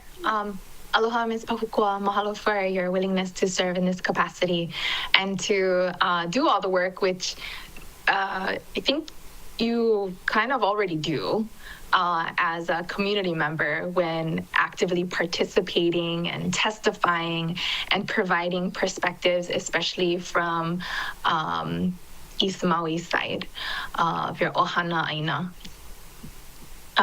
So my questions are usually regarding your attendance, which was already asked, your experience with the boards and this commission, which I know you've attended meetings because I saw you at them and heard you testify. And I guess the question, if you would like to speak more to, would be how do you envision contributing to the commission? Yeah, I mean, I've studied and I'm still in the Sustainable Living Institute here at Maui, so I understand what we need to grow smart with sustainability in mind, so sustainable growth, smart growth, and then understanding, capacity. But I also understand the need for Maui's, housing, our economy, that plays a huge factor in making these kinds of decisions. The SMA permits that Mayor just executed, and, just understanding, I guess, it totally depends. It's a case-by-case basis is what I'm trying to say, but I guess I would bring that ike of, Hawaiian cultural resources in mind and prioritize our community's needs, and overall just understanding and listening to our testifiers and my peers on the Planning Commission and recommendations by Hana Advisory Council and whatnot. I know it's a case-by-case thing for all these developments, but nonetheless, I think I would bring that Ike Hawaii to the table. Absolutely, and I would hapai that Ike Hawaii. I know oftentimes in this American system that our laws are grounded in, not all the laws, some of them are grounded in Hawaiian Kingdom laws. But for those that are more foreign and not based in Kingdom law, planning professionals have come to Molokai often and, disregard our Ike Kupuna as not relevant to the planning process. And our community have been known to make their opinions and feedback known about how relevant and important Ike Kupuna is in the planning process, especially when it's our community that understands traditional land use that is grounded in ecology and cultivating abundance for this aina. So I hear the bell. Yes, mahalo for your manao. I agree. Thank you, Member Rollins Fernandez. Members, any other? Member Sukimura, go ahead. Yeah, thank you. Thank you for being here. Did you say you flew on Mokulele to get I here? didn't this morning. The flight was full. My other half drove us out, backside, and they're paving. So it took us a little while, but the paving looks great. Great. That means it's safer. It's safer, it's green, yeah. it's beautiful. So I'm just curious. I think I encountered yourself and your sister when I had a meeting regarding Hana Road, and there was a lot of upset communication between the visitors and I forget the name of your family group that was trying to control the visitors coming across Hana Highway. I believe it was Hana Highway Regulation visitor management system with more so illegal tour operators than visitors. But yes, I know what you mean. What meeting? Yes, I remember that. And I was surprised at the probably the depth of the anger that was displayed. So it made me wonder when I saw your name here and, you know, my experience when you came to testify, that what is your perspective in terms of projects that would come to you that may look like may benefit, you know, the visitor industry or those people that there was a lot of controversy, I think, that was expressed. Yes, so our visitor industry is still our number one economic, drive here on Maui. A majority of our residents still rely heavily on visitor. Maybe it was portrayed as a little bit of hostility specifically to the amount of infractions going on the highway during those meetings and how unsafe how over capacity the highway was at the time and still is to this day. There's no management system in place. But I can say that from that organizing period, our community has worked endlessly to mitigate these problems. And we're proud to say that the state has hired someone today to monitor illegal activities. And we have direct communication with our Public Utilities Commission. So although that was a very, heavy topic, controversial era, it's still that we have positive benefits that came about. But when it comes to impacting or developments that might, support visitor industry, I mean, looking at how much benefits I would take into, consideration, because nonetheless, our community still needs that economic support, if that answers your question. Okay, thank you. Thank you. Is any Member Paulton? Thank you, Chair. Thank you, Ms. Pahuko, for your willingness to serve. The Planning Commission has the, kind of the sole authority over the Coastal Zone Management Act. The council has not the same or really any authority in the special management area. So my main question to candidates for the Planning Commission is if you believe in sea level rise. I do believe in sea level rise. I've observed it. And I understand the impact our future holds with sea level rise. And yeah, I didn't know that about the planning, so mahalo for that information. Another part of, homework that I would have to continue to do. But I understand the SMA permits process is, there's minor permits and major permits. So it all gets kind of taken into account case by case basis. Are you familiar with what the accepted erosion hazard line is at this time? I am not familiar with that. Okay. All right. Thank you. Mahalo. Thank you, Member Paulton. Members, any other questions? I do have a couple, but I do want to make sure everybody gets their opportunity before I go. Okay.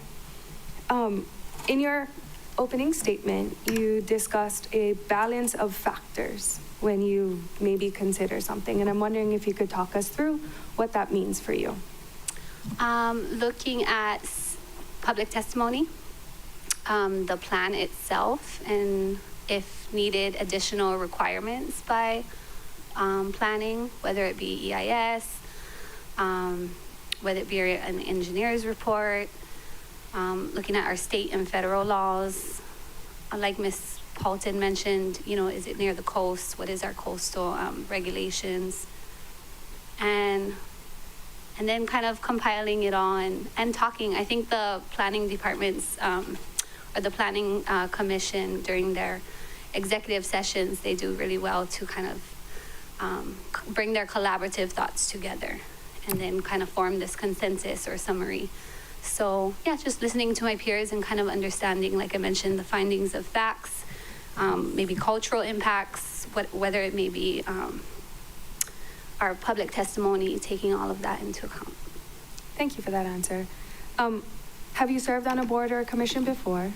Hana Community Association, and I serve as an assistant to a lot of board directors, but I'm usually kokua. Okay, cool. And then your application, like they're all different, so it's kind of throwing me off, but did you only apply for this commission or did you apply for any other I boards or only applied commissions? for this one. Okay. And then, can you tell me what your view of smart, sustainable growth looks like for Maui County? Yeah, in our urban areas, I would consider growth, smart growth, so long they have a solid water source, applicable. When you hit those agricultural districts, whether it be supporting a farmer or in an agriculture area supporting luxury developments, like that's where there's borderline issues in my mind, but also just kind of understanding exactly what area, if it has a great water source, and our farmers need extra water lines, so for say or permits executed, then I would support agriculture. But in our rural or our important ag areas, I don't see a lot of I don't see myself supporting a lot of large scale developments. I'd like to look at the community island plan and stick within those zones, and if needed to amend, I would really consider or listen to the feedback of all testifiers, including our commission members. Wrong way. Thank you. And then to Member Sugimura's question too, can you please tell me what I think you called it Hana Highway regulation, what you guys did and what that meant for you folks? And then I'll explain that we're like related by marriage like everybody else is on this island, right? But I did encounter you folks out there, and I can be honest, it wasn't the most pleasant experience, but if you could tell me what your guys' goal was for that. Yeah, it was all about kind of monitoring this road and if you look at the amount of incidents and fatalities the road to Hana has, it's because of one, overcapacity and mismanagement or lack of management when it comes to visitors, single cars primarily. And so what we did was collect data, and in some times where you have these commercial entities running up the Kahavai or up the streams, taking tours, to go seek these waterfalls, there was in times approachable like engagement where it's like, hey, get out of here, you're blocking the road, our school bus is coming, and two, you should not be here.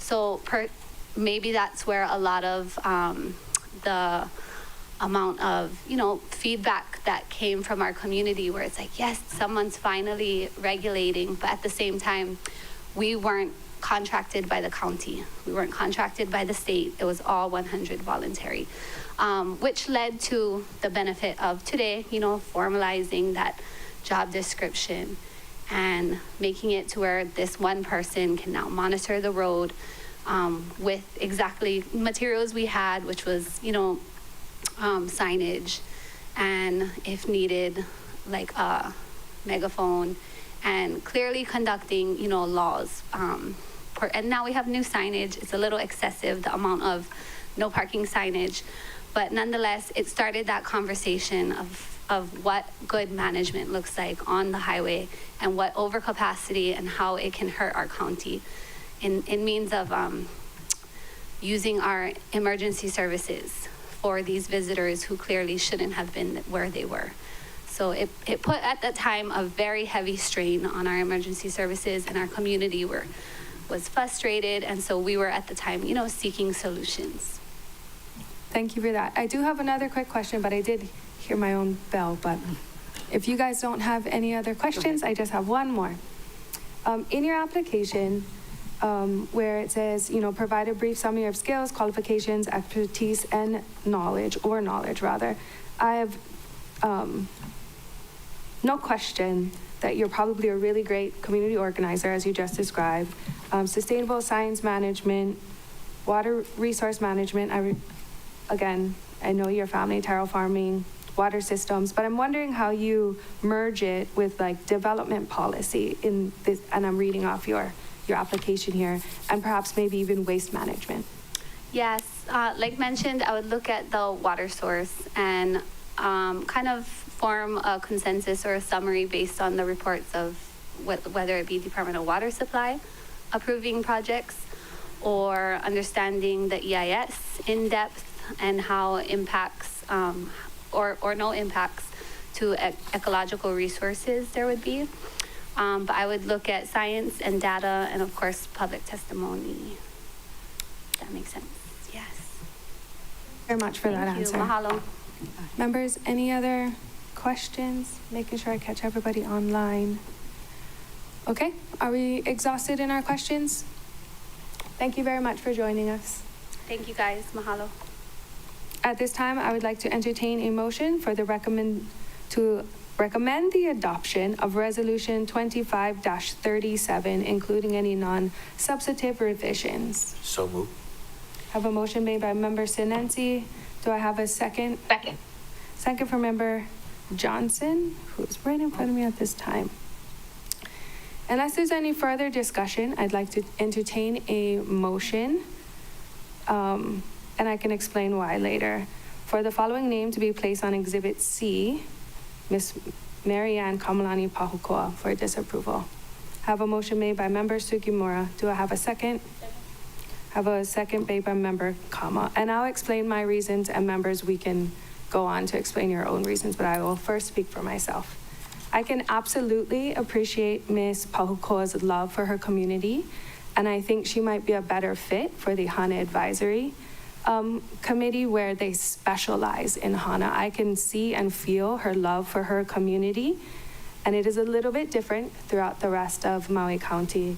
And I can speak from experience that maybe her and I don't have the same view on housing, but I do absolutely respect her as a person, and I would love to see her serve her community through the HANA Advisory Commission. So that's why I'm doing this, but if you guys have any discussion, please feel free. Wait, Chair. So you're moving to disapprove Ms. Pahukoa at this time? Right now, the motion on the floor is to disapprove. Oh, okay. And then it looks like you have some support for that, Chair? We had a motion made by Member Sugimura. Was it openly discussed about we're discussing it now, just right now. About her Please feel disapproval? free. Okay. And of course, I will call for a roll call vote, and we can go back and forth as necessary. Oh, okay, because we just had a Q&A section, so, if you're voting to disapprove, I would have wanted her to answer some of your questions, members. To be honest, Member Sinensi, there are a few things I would choose not to say on the floor. Oh. But. Okay, it just seems that decisions are made. Oh, no, kind of we literally behind the haven't scenes. voted yet, and we're just, that was my suggestion, that's all. And Member Sugimura Okay, yeah, I would made like the motion, to. but you're totally welcome to discuss No, I would right like now. to hear people's concerns with this applicant, Chair. Sure, I can begin and then I can share it, Chair Lee.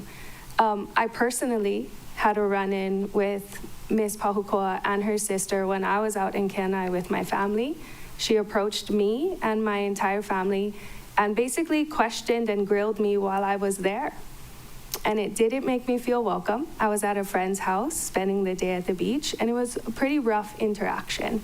And what I'm concerned of is that temperament will be continued. And we were literally just at our friend's house having a day at the beach, and it was a pretty rough interaction. I also Google majority of the people here that apply, for the most part, beyond what we see. She has quite an extensive history on eCourt Kokua, which no judgment there because I have lots of family members with an extensive sheet. Some of them were a little bit concerning for me. No judgment to her as a person. I think she would be great in the board I was discussing earlier, but just personally for me, this is not my favorite seat for her at this moment. And that's all. But you're welcome to share why you would want to support her, and I'm happy to hear it. Thank you, Chair, for that. And I can defer to my other members for their concerns. Thank you. Sure. Member Cook. Thank you, Chair. I concur that I think she would be very, obviously, very engaged and supportive and advocating in the Hana community. I think she has the potential because she's young. My concern is the Maui Planning Commission, as I questioned, is basically the main legal body to review any and all projects. They have to cross-reference. They are right now reviewing the South Maui Community Plan. They previously the West Maui Community Plan. In the future, they're going to do the Upcountry Community Plan. They did the Island Plan. It is I think it is the most intensive board and commission, that particular one. The challenge to have a quorum is to get enough people on it. Now the fact that it's been, separated by district, it's making it a little more challenging to get people. I feel that it's the inexperience is my reason for not being supportive, and that's it. I have no other perspective or judgment or anything. It's just that someone who has planning experience, someone who has development experience, both good and bad. And it's just the magnitude of this task. Commission is why I'm not supportive of this particular candidate. It isn't personal. I don't know her. Thank you. Thank you, Member Cook. Chair Lee, did you have your hand up? Yes, I did. I just wanted to say that I too agree with you and Member Cook. I think that Ms. Pahukoa does have a lot of passion for the community. I think she has a tremendous knowledge of her community. But when you're on the Planning Commission, you have to have a broader view. And to me, just my opinion, she doesn't have that broader view at this time. And see the focus on Hana Highway and, the waterfalls and all the other attractions along the way, are important to the community. But when you're dealing with the Planning Commission, you have way more of an agenda and many, many, many more details to work with. And it would be very helpful if, for instance, she had a background in construction or planning or housing or any of those types of experiences. So this is the reason for my opinion, and I'll be voting against her. But I would certainly vote for her if it was just for something for Hana or East Maui. Thank you. Thank you, Chair Lee. Member Sugimura? Yeah, thank you. As I mentioned during discussion and that meeting that I had, I was pretty surprised at the anger that was displayed, and it was so effective. It even got on Hawaii News Now or whatever the news was about that discussion for the meeting. And I think there's always ways to deal with adversary kinds of situations, but not at that level. And maybe your family experienced some of it, not that level when you deal with community and if you're looking for solutions. And the application that was submitted to, I guess, the mayor's office does say East Maui Hana Advisory, right? So kind of mirrors what you're talking about in terms of what she had selected. So, thank you, Chair. Thank you. Member Kama. Thank you, Chair. I'm going to be supporting the motion to put it on Exhibit C because all the experiences I know I've had as they've come before us and testified, for me, I always want to be able to ensure that people have a global attitude about how they look at things and not just be so tunnel visioned in what they're looking at. And so when I think about what's happened in the past and all what we know and what we've shared and what we've seen on the media, that I'm looking for someone that can actually work with the other 8 people in this group. And I want someone that can talk and be reasonable and be able to work out solutions and to be able to figure out how they can work together to do what needs to be done on behalf of our county. So thank you, Chair. Thank you, Member Kamba. Member Johnson? Thank you, Chair. I appreciate the discussion, and I won't be supporting the motion. I would like to have Ms. Pahukoa on the Planning Commission. I would support her on that. Let's face the facts, it's the most powerful commission we have, right?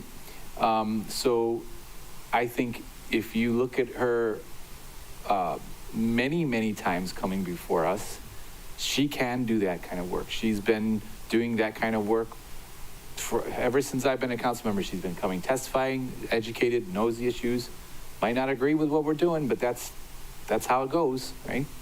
I think a big, strong commission like that, a powerful commission like that, needs a variety of voices. It cannot just be planners, because you need to have a broad base, and they're going to deal with contentious issues. Not everybody's going to agree. Her voice is a cultural voice, very important cultural voice, an environmental voice, very important to have that on the commission. And I think it should be a broad base. Yes, she might not have planning experience. I totally understand that, but she did say she had Aupua experience. Hello, that's what has been sustaining these islands for way better than our plannings have. I'll just leave it at that. I think that if we were to bring in someone with years of experience on planning from the mainland, we would have the discussion of, but they don't know this place. Even though they have the paper and the planning degree, they don't know this place. Didn't we just pass somebody down who had years of experience in development, but he didn't know this place? You cannot say that about Ms. Pahukoa. So that's my point, and that's why I won't be supporting the motion. Thank you, Chair. Thank you, Member Johnson. I can appreciate your thoughts. Any other? Member Paulton?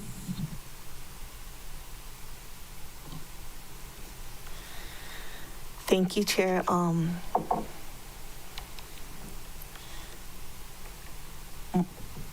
My concern here, I acknowledge I've heard both sides of the issue regarding the individual nominee. My concern is not approving this candidate. There's 2 vacancies that are gonna occur at the end of next month. There's 2 vacancies with a green asterisk.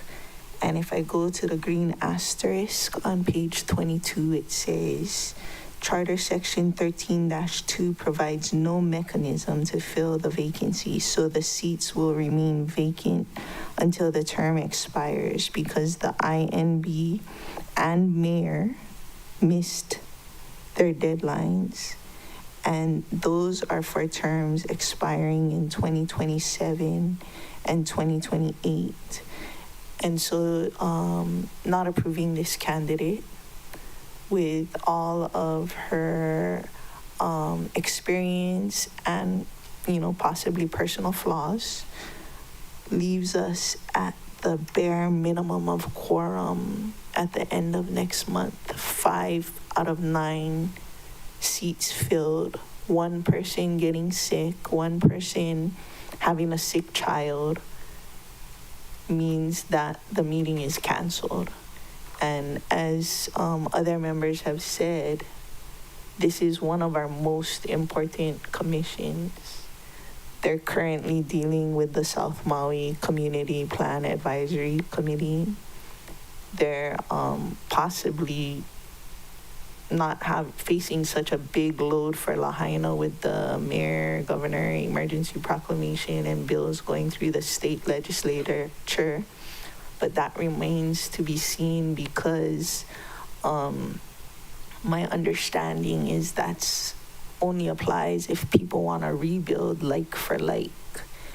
And I'm not sure that everybody in the special management area wants to rebuild like for like. So I have a very big concern, and it's,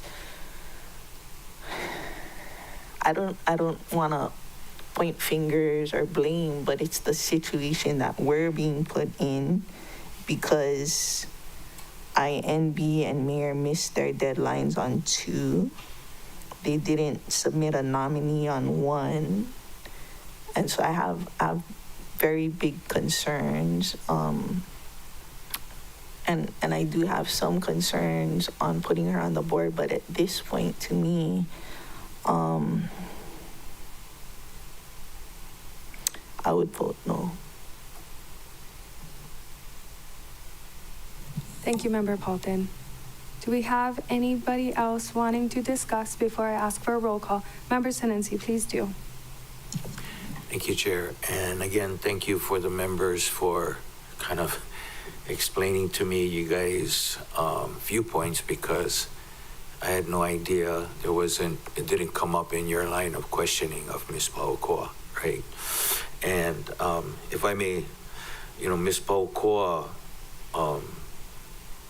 when you guys spoke about the Hana highways, we continue to have illegal PUC tour vans that are coming in. At the time that the community was up in arms, we had a young boy that had an emergency and he couldn't get through. The mom made it on the news because he couldn't get through because of illegal parking blocking the approaches of some of the bridges. And that's why you're seeing more signs, as Ms. Paukoa said, an overkill of signs, because these were some of the things that we were experiencing at this time. And so, not so much Kamalani, but I know her sister was the one that created the Hana High regulations. And as you all know, Senator, what's her name, from Molokai, she has a bill currently in the Senate to try and toll some of the roads in Hana. So those are some of the things that are coming out. But out of that time where we saw a lot of these emergencies on the road, we've been able to create a reservation systems chair at Wainapanapa. So there was a lot of things that came out of that, and we're still working on that. And the Hana community, we understand that the next 5 years to rebuild Lahaina is going to be crazy busy with everybody working out there. We're okay in East Maui to have to host our guests. As Ms. Paukoa said, tourism is still a big part of our economy. We're okay with hosting them during the day while we rebuild Lahaina.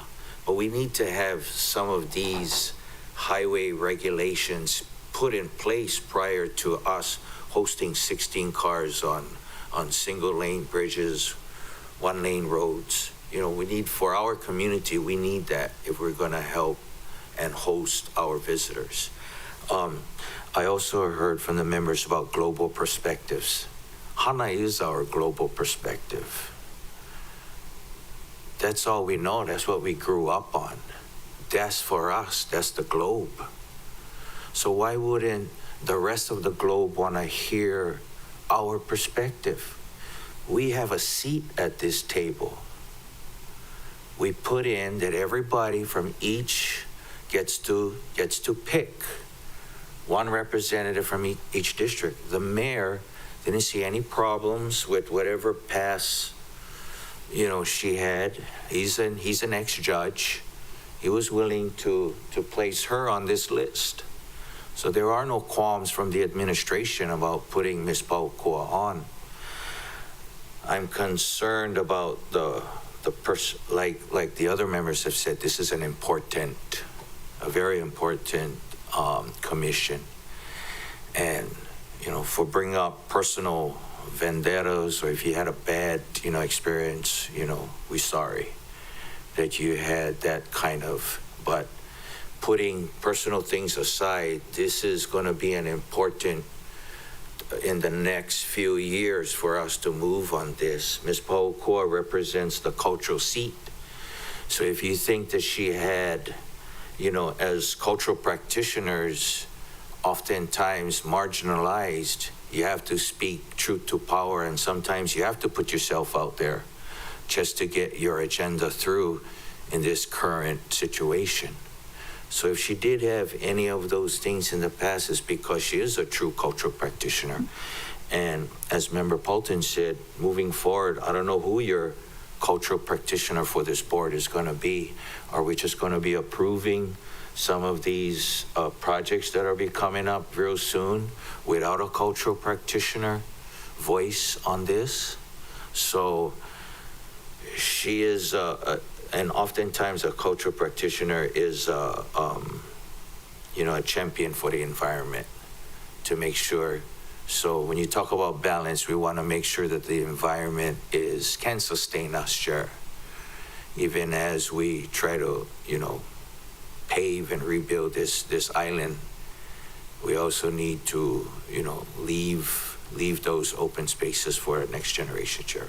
I won't be supporting this motion. Thank you. Thank you, Member Senensi. I really do appreciate you having her back and telling us how you feel. Thank you.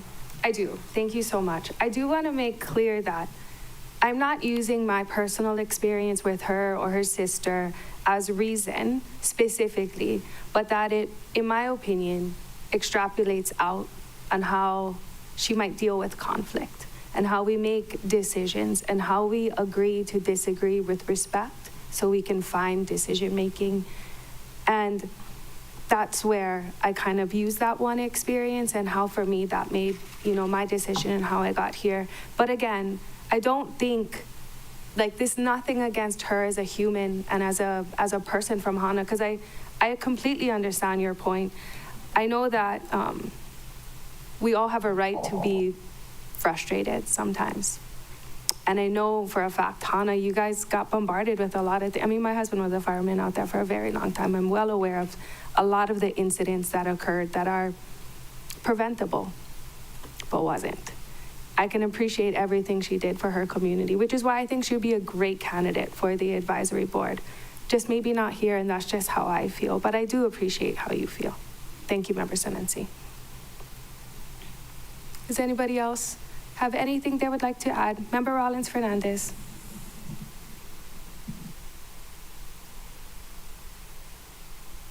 Mahalo, Chair. Sorry, I had a meeting scheduled at 12, so I'm trying to juggle both things.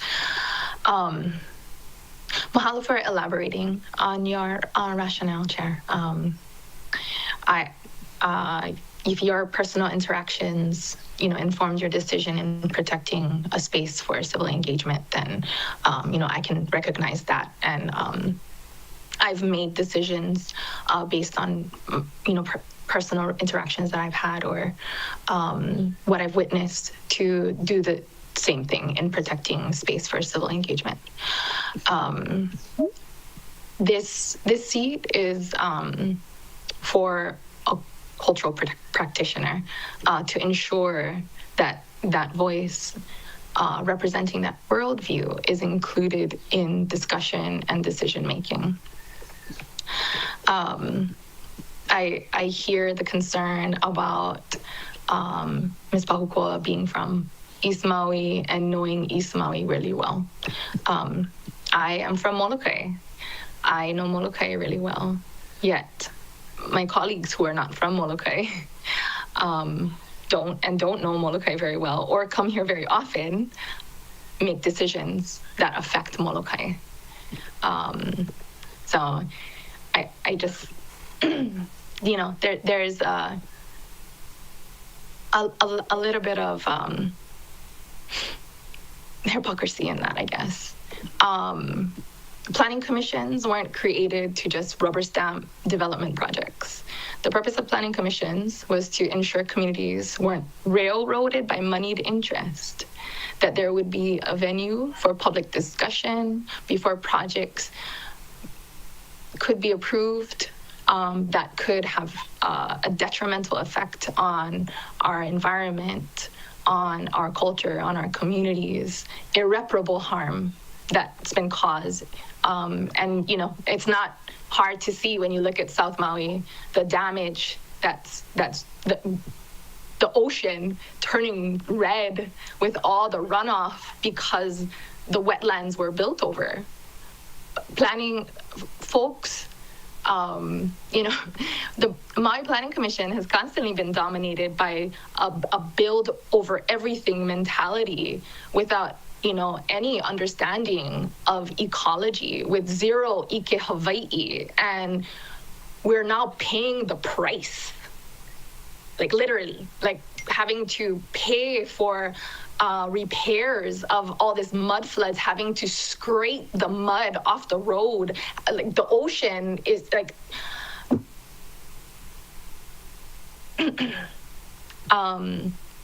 you know, I understand that Ms. Pahukoa's ideology may not align with folks with a more capitalistic viewpoint. You know, and we made this seat for that purpose, so that that voice would be included, and it's just one of 9. You know, the whole like broader view, tunnel vision. I guess it's hypocritical when someone who comes, you know, before us for approval, who just recently moved here with less experience in planning, but whose ideology is aligned, gets approved. And, you know, our community watching this, you know, then, you know, feel like what's the point of like even trying to come before this council if Ike Hawaii is not recognized as valuable and important to discussions. So I will be voting against the motion. Chair, I understand your specific rationale, but as far as the lack of experience or the lack of understanding the greater Maui, I think is not a strong argument. Mahalo, Chair. Thank you, Member Rollins-Fernandez. Members, I think everyone had their moment to discuss. It is near around lunch. I know Member Cook has a lunch engagement that he has to go to. So if anybody has any pressing discussion before I call roll call? Okay, seeing none. Staff, roll call, please. Proceeding with roll call vote, Councilmember Cook? No. No. To clarify, the motion on the floor, and you're welcome to vote however you feel like voting, I think is to place the name on Exhibit C for disapproval. Yeah. But you totally welcome to vote however you feel like voting. I meant yes, because I respect her, but I don't think it's appropriate for this position. Thank you. Please continue. Chair, just to start over, Councilmember Cook, Yes. Councilmember Johnson, No. Councilmember Kama, Yes. Council Chair Lee, Aye. Councilmember Rollins Fernandez,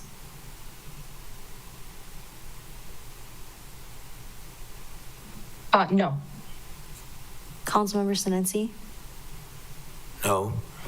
Councilmember Sugimura, Yes. Committee Vice Chair Paulton, No. Committee Chair Hodgins. Yes. Chair, that's 5 ayes, 4 noes, motion carries. Thank you. Members, Main motion as amended. main Chair. motion, and please do a roll call again. Councilmember Cook, Yes. Councilmember Johnson. Can you repeat the motion? The motion is to place Marianne Pahukua on exhibit. Just one, okay. C. No. Councilmember Kama, Yes. Council Chair Lee, Aye. Councilmember Rollins Fernandez,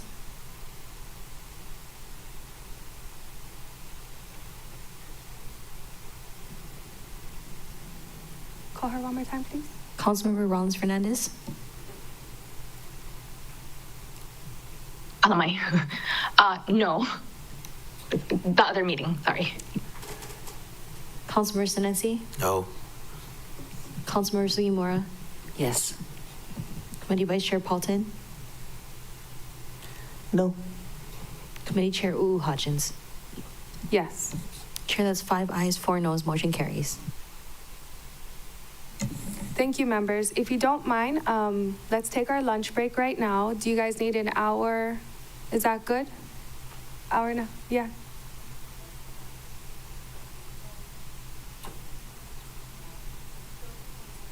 Oh, I'm sorry. Members, if you do need to go, Mr. Kumar, I know you need to leave soon. Do you mind us doing your interview really quickly for the Maui Redevelopment Agency? Sorry, I don't want to keep you any further. Member Cook, if you have to go, you're welcome. Okay.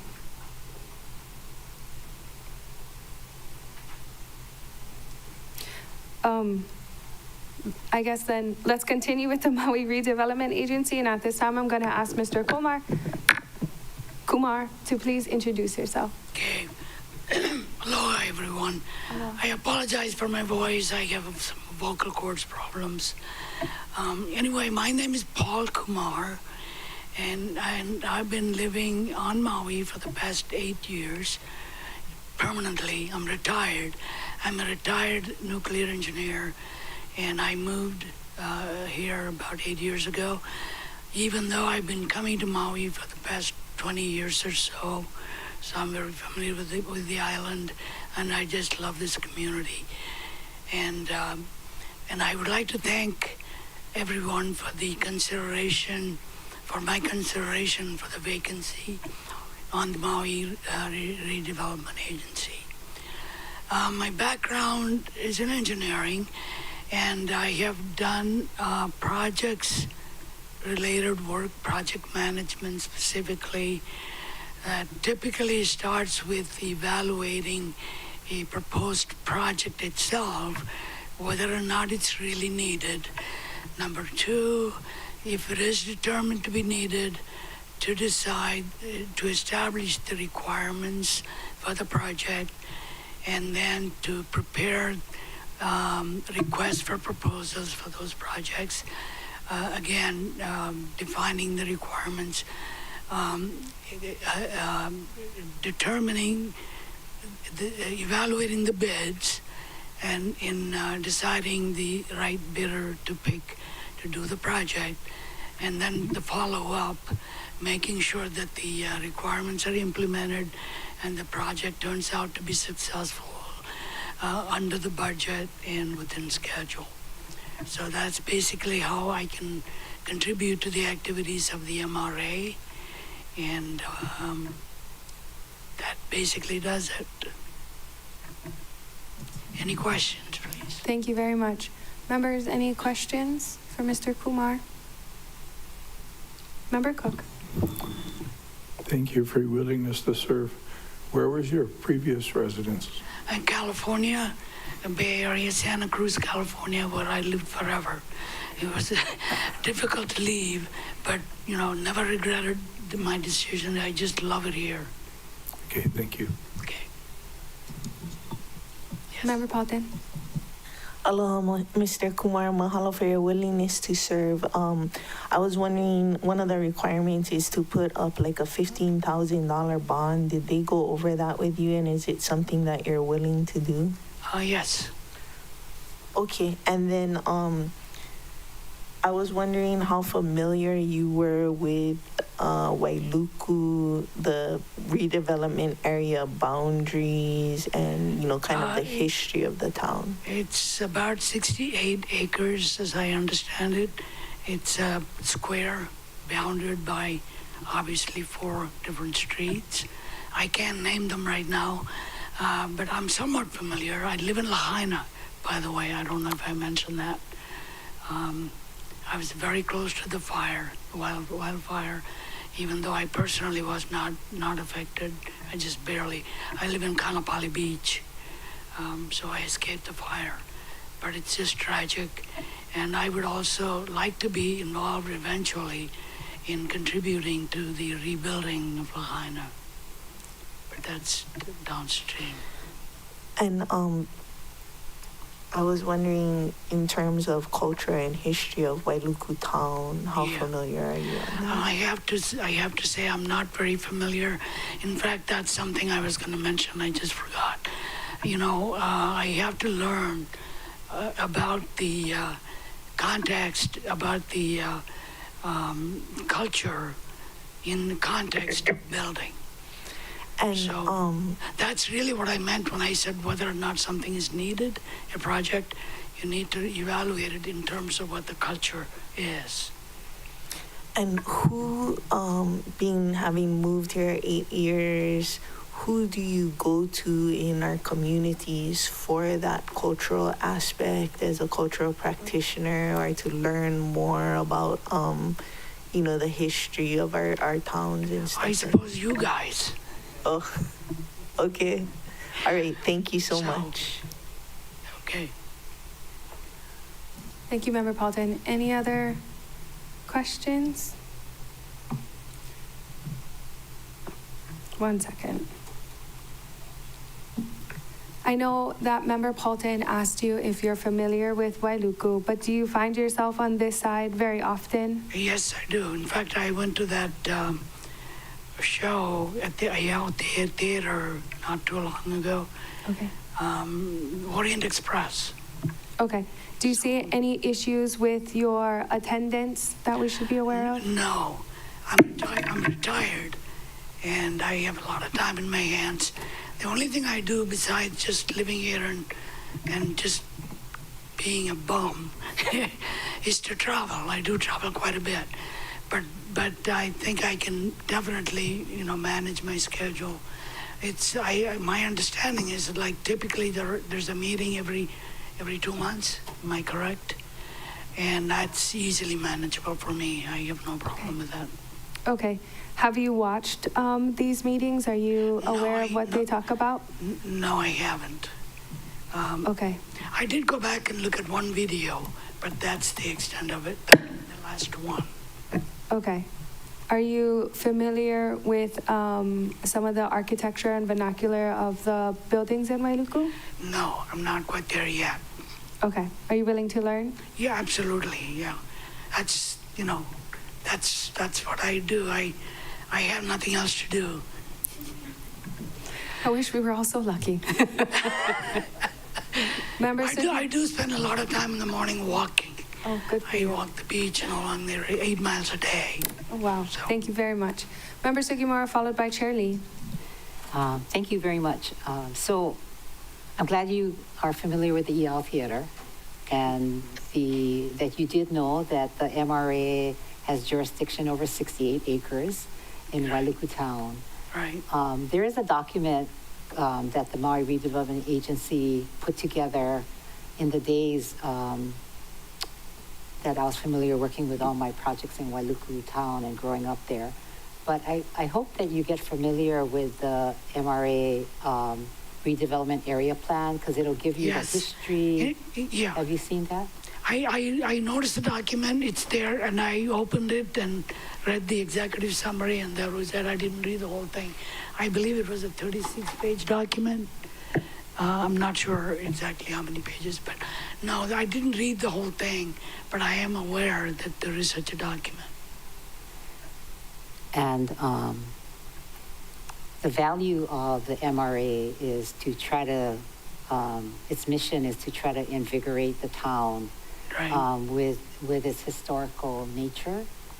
And I think you put yourself right in the middle of the town and its center of attraction. So did you notice the parking structure? Did you park? Yes, I did. And, you know, generally speaking, that area is so quaint. You know, little shops and restaurants, and it's a beautiful little area there. It reminds me of old Santa Cruz, if anybody's familiar with that area in California. And it looked like old Lahaina town too. Yeah, that's right. But thank you. Okay. Any more questions? Chair Lee?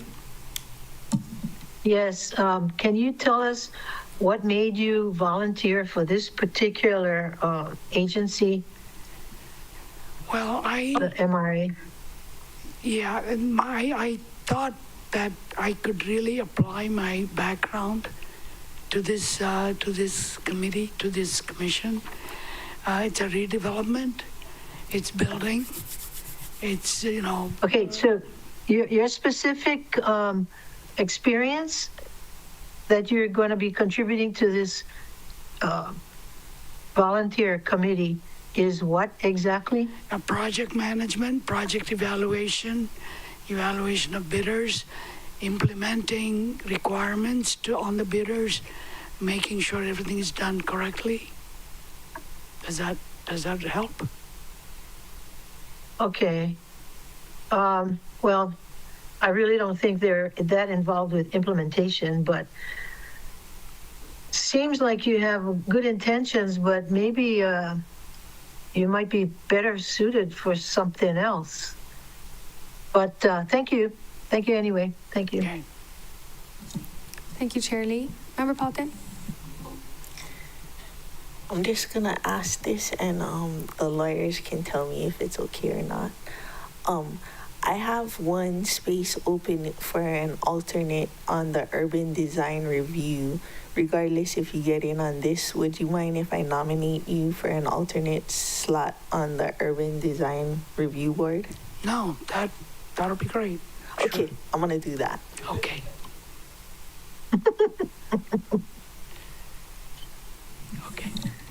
Okay. I was just looking at the same thing when I was looking at his application. Does anybody else have any other questions? I do have another quick one, but anybody else have any others? Just us. Your brief summary of your skills, qualifications, expertise, or knowledge, and you have engineering and design, and I'm wondering if you can please elaborate on what kind of design. Okay. Well, I'm a nuclear engineer, so my involvement included designing nuclear reactors, basically. And designing the reactors, for instance, on companies like General Electric.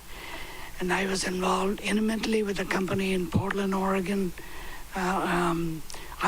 Corvallis, it's close to Portland, that dealt with designing new generation of nuclear reactors. And then helping with the licensing of those reactors, which included dealing with the nuclear watchdog in Washington, Nuclear Regulatory Commission. So I interfaced with them quite a bit on behalf of the company that designed these reactors. Thank you. I gotta be honest, I was not expecting that kind of design. That is way more above my head than I was expecting, and thank you so much for sharing. Okay. Members, any other questions for Mr. Kumar? Okay, seeing none. At this time, I would like to entertain a motion to recommend the adoption of Resolution 25-38, including any non-substantive revisions. I have a motion made by Member Sugimura, second by Member Kama. Unless there's any further discussion, I'd like to entertain a motion to recommend the following names be placed on Exhibit B for approval. Mr. Paul Kumar. Any discussion? I have a motion made by Member Sugimura, second by Member Kama. Any further discussion? Let me check online. Seeing none. Do we need a roll call? Can we voice vote? Oh, I just have a discussion. Sure. I think my preference would be to have someone more aware of Wailuku's history, but being that we have an actual nuclear engineer, I think that I'm gonna go out on a limb and trust that he can get caught up to speed by reading the documents. And there's definitely, you know, that engineering aspect, but then there's the human aspect, and that he, you know, like, I never been to Santa Cruz. Maybe I did, I don't know. There were some years there. But that he can appreciate the quaintness of the town. I'm hoping that, like, you know, he has that balance within him of the engineering aspect, but also the people and the feeling aspect, and, like, you know, the nostalgia of the history that is Wailuku, which is, you know, kind of like the seat of government.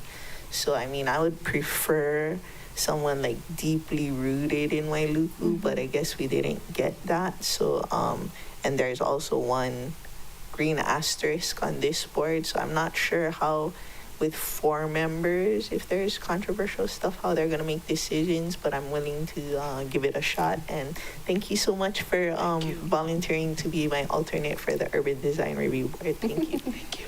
Thank you. I do know that they don't always have applications for stuff in Wailuku, and so they meet as necessary, and he will have lots of time to catch up, I'm hoping. Chair Lee, did you have anything to discuss? Yeah. Since Wailuku is my district, it's quaint, all right, but we have all kinds of problems. We have a serious homeless problem, and you'd have to be here a lot to understand and fully appreciate what needs to be done. And I think that he might be better suited on a different board. And I mean, since we don't have a nuclear reactor board, maybe the, you know, that alternate position that Member Paulton brought up might be better for him. So I'll be voting no. Thank you. Thank you, Chair. Members, any other discussion? Seeing none. Roll call, please. Proceeding with roll call vote, Councilmember Cook, Excused. Councilmember Johnson, Aye. Councilmember Kama, Yes. Council Chair Lee, No. Councilmember Rollins Fernandez, Excused. Councilmember Sinensi, Excused. Councilmember Sugimura, Yes. Committee Vice Chair Paulton, Yes. Committee Chair Hodgins. Yes. Chair, that's 5 ayes, 1 no, 3 excused. Members Cook, Rollins Fernandez, Sinensi, motion carries. Thank you, members. And Thank you. Thank you very almost much. Powell, but thank you. Made motion as amended. Can you please do another roll call? Thank you, Casey. Councilmember Cook, Excused. Councilmember Johnson, Aye. Councilmember Kama, Yes. Council Chair Lee, No. Councilmember Rollins Fernandez, Excused. Councilmember Sinensi, Excused. Councilmember Sugimura, Yes. Committee Vice Chair Paulton, Yes. Committee Chair Hodgins. Yes. Chair, that's 5 ayes, 1 no, 3 excused, motion carries. Thank you, members.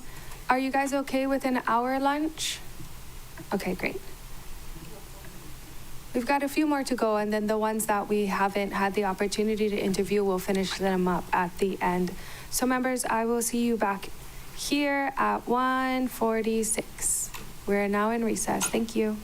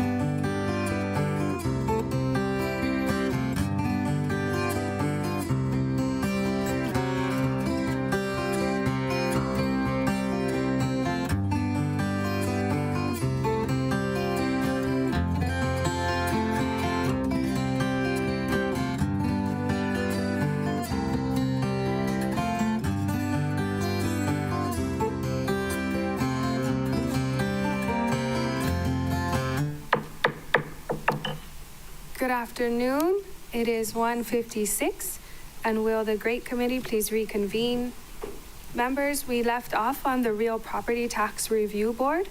Unfortunately, Ms. Dramansky is not with us right now, so we're gonna save that one for later and add it on to the few that we're gonna do at the end of the meeting. And we are gonna move on to Mr. Lester Yano, which I believe is online with us today for the Salary Commission.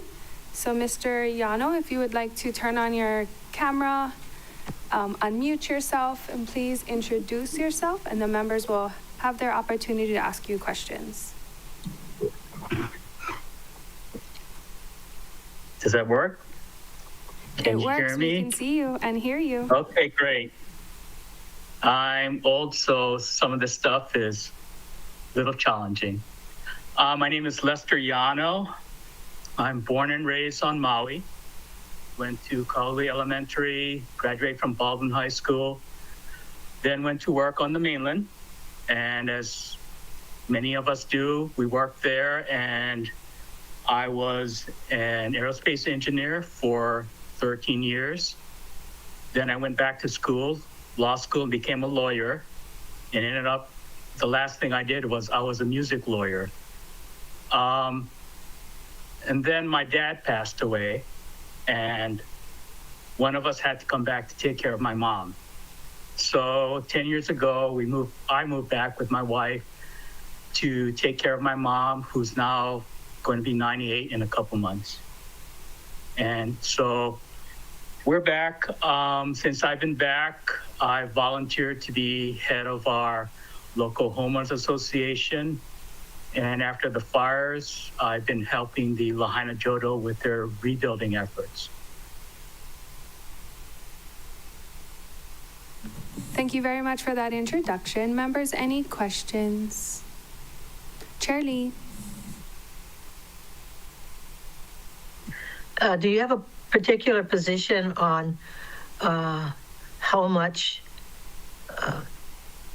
government workers, council members should be paid? No. And to give you some background,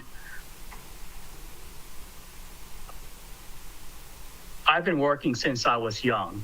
My dad, besides being a high school teacher, had a little business. So I started delivering papers, and then when my dad had his business, of course, we were expected to help and provide labor.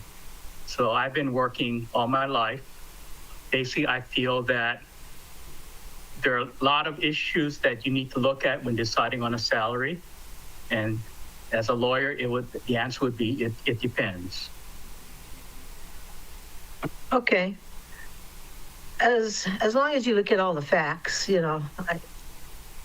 that's the most important thing, because some people think that because we're public servants, we're volunteers, but we oversee a budget that's over $1 billion and maybe closer to $2 billion soon. And so it's important for everybody those on the commission, to review all the facts and comparisons with other councils in other jurisdictions. We're the only ones that oversee 3 different islands. So, it's good to have the facts before you make any important decisions. So thank you very much. Thank you, Chair Lee. Members? Member Palte. Thank you, Chair. Thank you, Mr. Yano, for your willingness to serve and providing your extensive curriculum vitae. I was wondering just if you had any idea how many vacancies we have in the county. I'm sure I don't understand the question. So we have different departments that do different things, like Department of Water, Department of Public Works, Department of Housing, Human Concerns, and so on and so forth. Do you have an idea of how many vacancies there are in the county? Absolutely not. Okay. And then, do you have any experience in government participating or watching? Like, not No. the homeowner, but county or state or federal?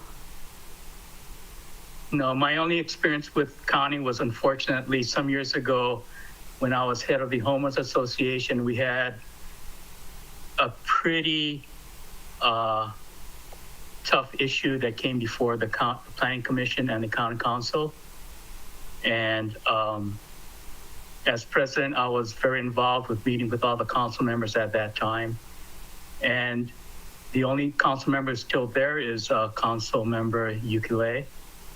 But otherwise, at that time, I met quite extensively with all of the council members.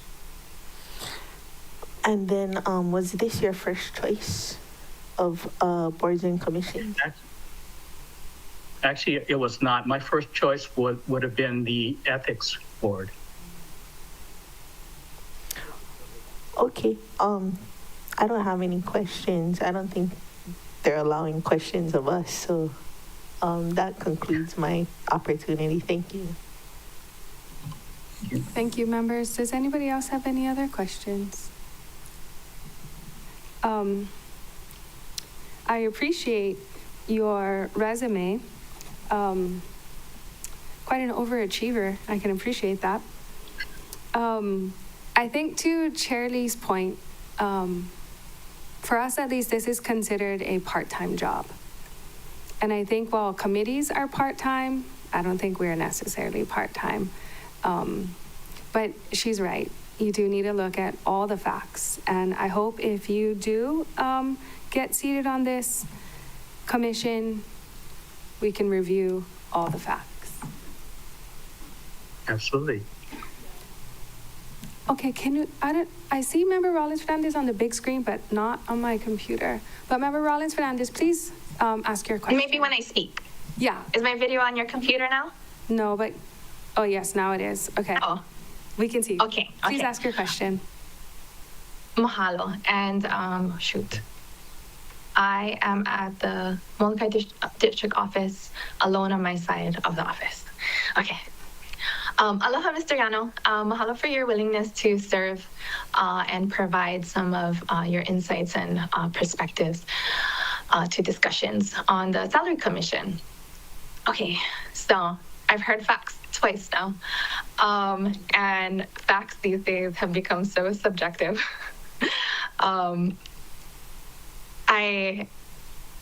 My question that I usually ask the nominees are if you foresee any concerns about attending. I think it's once a month. Have you seen or reviewed the minutes of the Salary Commission? And how do you envision contributing to the commission? I know this wasn't your first pick, but for the one that you were nominated for. Right. You know, quite honestly, since the fires, you know, because the Lahaina Jodo was my family's church, I've been spending a lot of time with them, wading through all of the efforts to get funding from FEMA so that they can start rebuilding. So that would be my primary focus. But other than that, I've been retired for 12 years. And I do not see any problem with trying to fit in or arranging my schedule to meet with the commission. I have not participated or reviewed any of the commission meetings because quite honestly, this was not my first choice. But what I can bring to the table is that I feel I have a lot of experience. I feel that I have shown that I've been able to achieve a lot of different things in a lot of different fields, which means that I've demonstrated the ability to take in a lot of different information, process it, and help come up with solutions.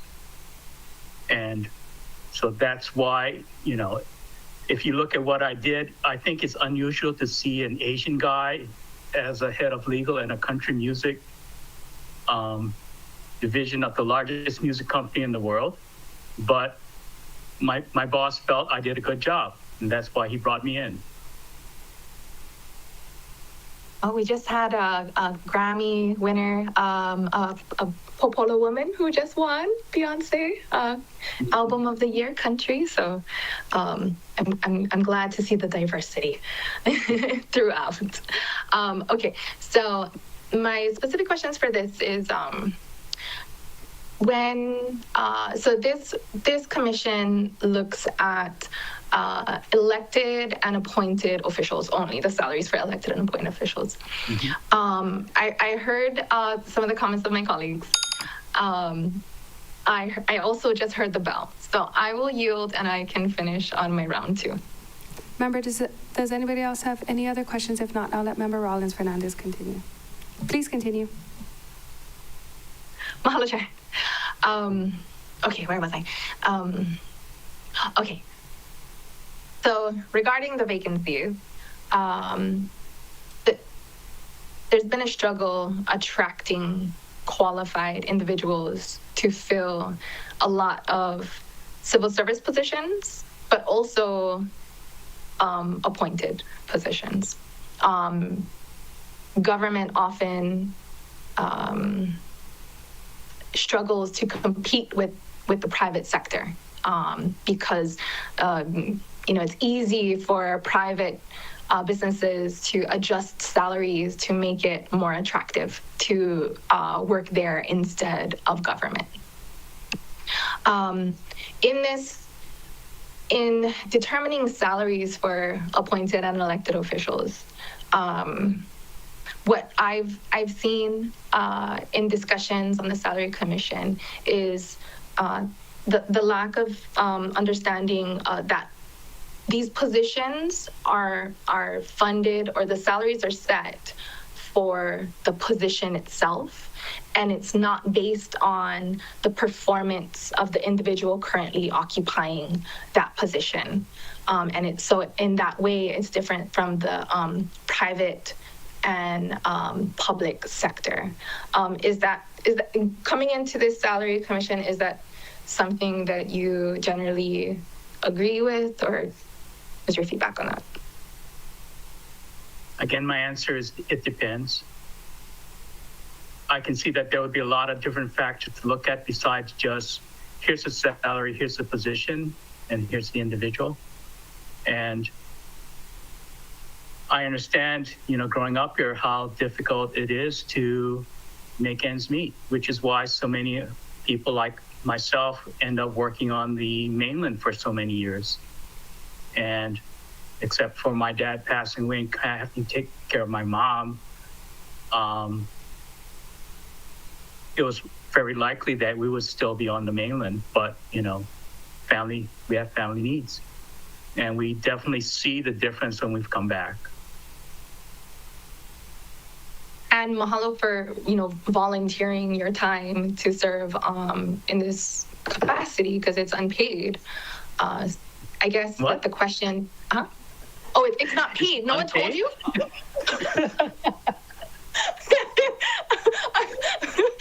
You can't withdraw now. I'm sorry.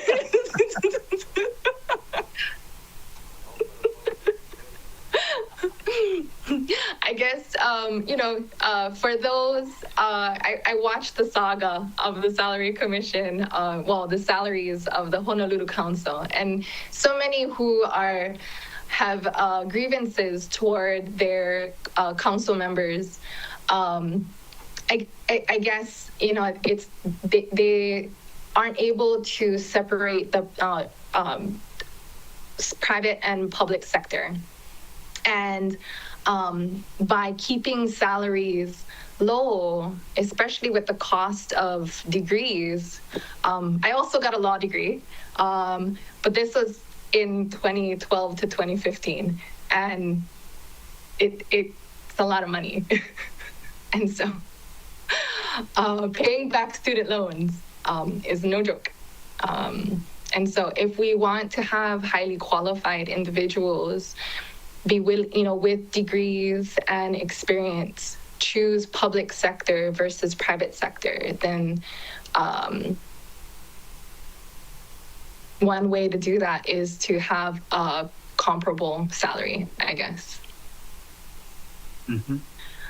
I guess there was no question there, sorry. But if you would like to provide any response to that comment, I invite you. All I can say is, again, I recognize how tough it is, just for so many different factors. And as I said, without having had the opportunity to look at all the other factors that the commission looks at, it's something that I feel that I can look at, analyze, and come up with my own opinion. Mm-hmm. Sounds good. Mahalo, Mr. Yano. Mahalo, Chair. Thank you. Of course, thank you for that question and statements. Member Cook. Thank you, sir, for your willingness to serve. Your resume really is quite the journey, and versatility as in also the types of work, the caliber and the level of work. The fact that your first preference was ethics appeals to me. I think that that's pretty cool that your ethics was your first choice, and this is, you're willing to serve in this role. So thank you for your willingness to serve. Thank you. Thank you, Member Cook. Member Paulton. Thank you, Chair. Thank you, Mr. Yano. Hi again. I just was wondering, so you're familiar with the Hara family, but you grew up in Wailuku and you went to Jodo Mission, or is it that you're Jodo Mission in Wailuku and you're helping out the Lahaina Jodo Mission? No, my mother's family is from Lahaina. I actually lived for a while on the Lahaina Luna campus because my dad was in charge of the borders at Lahaina Luna before going to Maui High. And so my family's church is the Lahaina Jodo. And so that's why I know the church, I know the family, because my grandparents are interred there, my father, we have a long history with the Lahaina Jodo. And you're working to have it come back? Yes. Okay. Working with the Hara family? Yeah, yes. Okay. Thank you. Thank you for doing that. Thank you, Member Paulton. Chair Lee. Mr. Yano, the experience that you had previously with another council, do you think that's going to color your judgment when it comes to deciding on salaries? No. The previous council was wonderful. Oh. They ended up supporting us unanimously in our issue. So, okay. Very thankful. Very good. Yeah, and we're closely related to them. Thank you. Thank you, Chair Lee. Members, any other questions? Thank you, Mr. Yano. We appreciate your willingness to serve.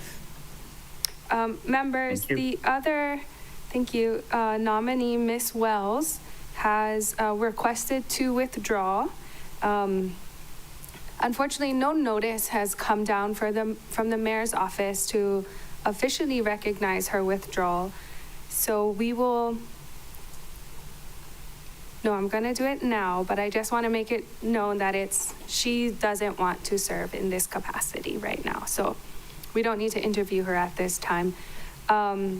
So at this time, I would like to entertain a motion to recommend the adoption of Resolution 25-41, including any non-substantive revisions. So moved.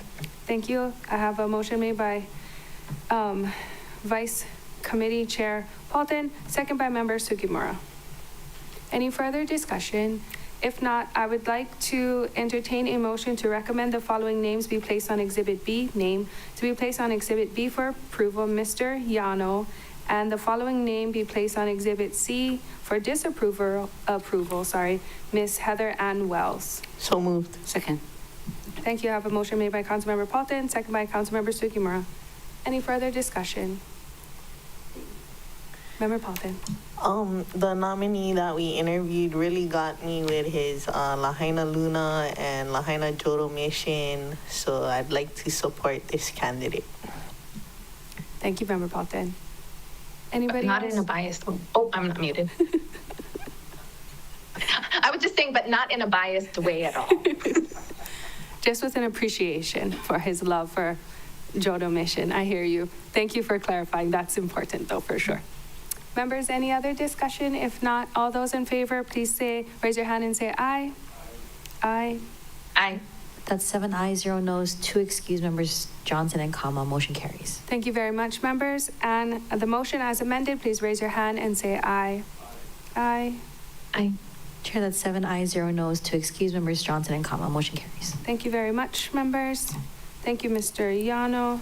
And members, let's move on to the Urban Design Review Board. Do we have Ms. Dindinger with us online? Okay, and I don't know who she is. Okay.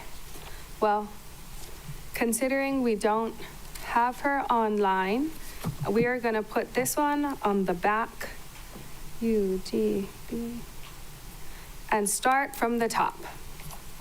Members, if you don't mind, going back to Animal Control Board.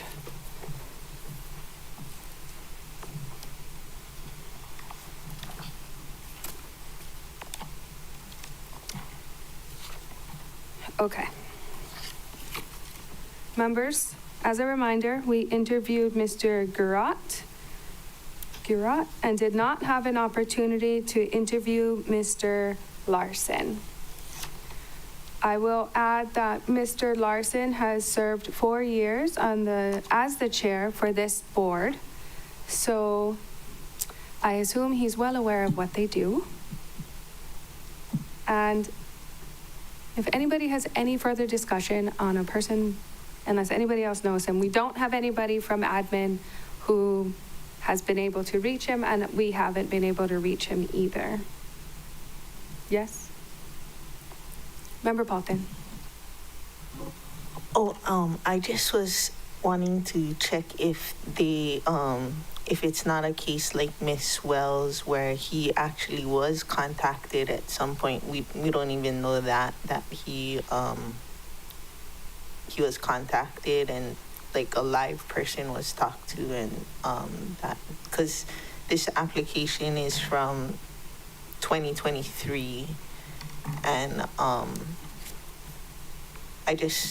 we've had instances in the past with this situation that they didn't know.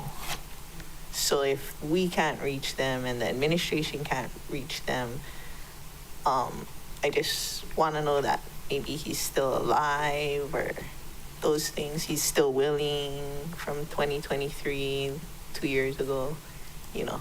Yep, fair those question. Are concerns because we've been burned in the past. Yeah. Casey? Chair, yes, staff has made contact with him, and initially he did say that he was going to attend this meeting. Our understanding is that there was a miscommunication on another end where he was told that the appointment was already made. So he didn't make himself available today anymore because he thought he was already approved. Oh, okay. Shucks, too. I wanted to know what they're working on that board. Me too. Okay, I got no problems with the gentleman. Members, any other discussion before I make a recommendation? Okay, seeing none. At this time, I would like to entertain a motion to recommend adoption of Resolution 25-24, including any non-substantive revisions. Thank you. I have a motion by Member Sugimura. Do I have a second? Second by Member Cook. Thank you. Any further discussion? Seeing none. At this time, I would like to... Oh, this one's different. I'll read this correctly then. I'd like to entertain a motion to amend the terms listed under Exhibit A from March 31st, 2030 to March 31st, 2028 to recommend the following names be placed on Exhibit B for approval. Oh, shucks. Can we pause this conversation then? Can we withdraw the motion? Mr. Larson just joined, so we can have an opportunity to talk to him. Would you guys mind? Member Sugimura and Member Cook, thank you. Motion withdraw. Mr. Larson.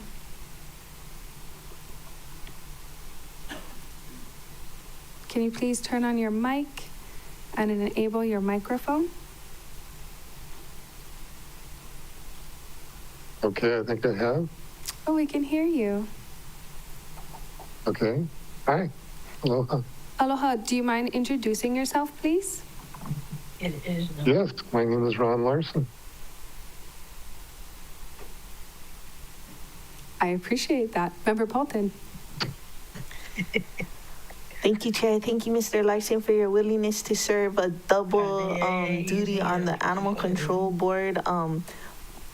My question is, what kind of things are you taking up currently on the Animal Control Board? I'm not sure I understand the question. Oh, are you on, were you a previous? I'm a nominee. Were you a previous chair of the Animal Control Board? I was the chair in 2 terms prior. Yes, ma'am. Okay, what kind of things did you take up in that tenure? Mostly adjudication of dangerous dog situations. Was able to become quite proficient at, fulfilling the animal as well as protecting the safety of the community. Basically is what our job is for the dangerous dogs. And it's only dogs that you dealt with, like not chickens or pigs or deers, right? No, we didn't have any chickens. No, it was mostly dangerous dog situations. Yes, ma'am. So we could call it the Dog Control Board? Or what, any cats? Yes. Okay. All right, thank you. That satisfies my questions. Thank you, Member Paulton. Okay. Member Cook. Hello, Mr. Larson. Thank you for your willingness to serve again. Do you feel that the animal control? I would love to serve again. I really appreciate the process, the people that I deal with, and I just think it's a great way to serve Maui County. Excellent. So I have a question for you, sir. Do you feel that feral chicken control would be something that would be appropriate to be added to the board's duties and responsibilities? I really never thought about it. I don't see any reason why not. I mean, if we can be of service in that way, we normally only meet once a month, so we have plenty of time, and we would have plenty of time and energy to help the county out in that way if they saw fit. Thank you, sir. It has been a problematic issue as far as, and it'd be great for someone to tackle it. So anyway, thank you, sir, for your answer. Thank you, Member Cook. I'm on the, I'm with the Pukalani Community Association as treasurer and secretary, and we've been dealing with that problem up country here for some time. Yeah, of course, Member Cook. Members, any other questions we have for Mr. Larson? Seeing none, thank you, Mr. Larson. At this time, I'd like to go back. Thank you so much. I've been trying to get to you people all day. Well, I'm glad you could make it. I'm glad we had a moment to talk to you. Thank you for your time. At this time, I'd like to... Thank you so much. You're welcome. At this time, I'd like to entertain a motion to recommend the adoption of Resolution 25-24, again, including any non-substantive revisions. So moved. Thank you. I have a motion made by Member Paulton, second by Member Cook. Unless there's any further discussion at this time, I'd like to entertain a motion to amend the terms listed under Exhibit A from March 31st, 2030 to March 31st, 2028, and recommend the following names be placed on Exhibit B for approval: Mr. Michael Gurat and Mr. Ronald Larson. So moved. Thank you. I have a motion made by Member Paulton, second by Member Sugimura. Any further discussion? Seeing none? Oh, Member Rollins Fernandez, please go ahead. Mahalo, Chair. I support the motion on the floor. I actually had a question for Corporation Counsel. After Member Polton was asking questions about any updates on the Animal Control Board, I went to look at their meeting minutes, and their meeting minutes are from 2024, and they're draft. All of them. So the last one was from December 2024, but all the way to January of 2024, it's draft minutes. So is there any reason that they haven't been finalized for a year? I am so sorry. I don't know anything about what's going on the Animal Control Board, so I will follow up with the deputy who's assigned to the board. Thank you. Well, hello, appreciate that. And then I was reading, the Kuleana, and it's like the Animal Control Board works to hear and determine appeals from decisions concerning dangerous dogs as set forth in Title VI, and from any order issued by an enforcement or animal control officer related thereto. So I don't know if they have any Kuleana about chickens. You're gonna draft legislation. It looks like it's any order like issued by an enforcement or animal control officer. Just so we manage our expectations of the board. All right, fully support. Mahalo, Chair. Thank you, Member Rollins Fernandez. Any other discussion before we vote? Okay, seeing none. All those in favor, please raise your hand and say aye. Aye. Chair, that's 7 ayes, 0 noes to excuse members Johnson and Kama. Motion carries. Thank you. Members, motion as amended, please raise your hand and say aye. Aye. Chair, 7 ayes, 0 Aye. noes to excuse. Motion carries. Thank you. Thank you, members. All right, yes, Member Rollins Fernandez, did you have anything to add? Member Polton. Oh, No, Member Paulton, that was Member Polton. Sorry. Can I please have information on a point of information? Please. On page 5 of our directory is Board of Variances and Appeals, and I know we have approved Miss Allison Emily Grimes, but the mayor did not submit the second nominee. And I didn't see that on the email from Mr. Ratz or Maria. And so how will that vacancy be filled? The Karen Green one. That's a great question, not for me, but whoever would like to answer that. Unless you want to give us a moment to figure out. Do you mind? Yeah, I don't mind moving ahead. And then a follow-up question to that would be, does that person have to be Lanai, or could it be number 8 could be the Lanai, and we can just submit any person for the Board of Variances? There looks like there is one for Molokai, and then a vacancy. I don't think we could do more West or South or Wailuku because they have double, but the parameters. If it is in our court, it seems it needs to be turned in by tomorrow. Great question. Do you have an answer, Case? Chair, yes, sorry, that was a staff error. We just missed it in the memo. But so that is with the council to fill, and as long as one of the vacancies is filled with a resident of Lanai, then that would be okay. So if that seat doesn't get filled with a resident of Lanai, then the other one would just need to be a Lanai resident. Thank you. You're welcome. Thank you for noticing that. Okay, let's pick up at Civil Service Commission. Again, members, we don't have anybody from admin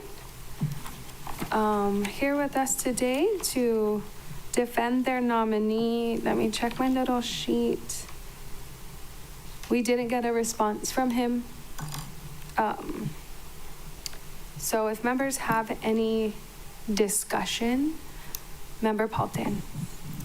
Thank you, Chair. I know Mr. Jenkins, when I was in Ocean Safety, he was a captain in South Maui, and we responded on calls, co-responded on calls in the ocean, as well as worked with him in the aftermath of the fires, as well as his daughter. I have no issues with his service. I would fully support it. The reason I didn't the first time is because I wanted to ask questions, about the multitude of vacancies that we have and like the extensive time it takes to fill them and all the things.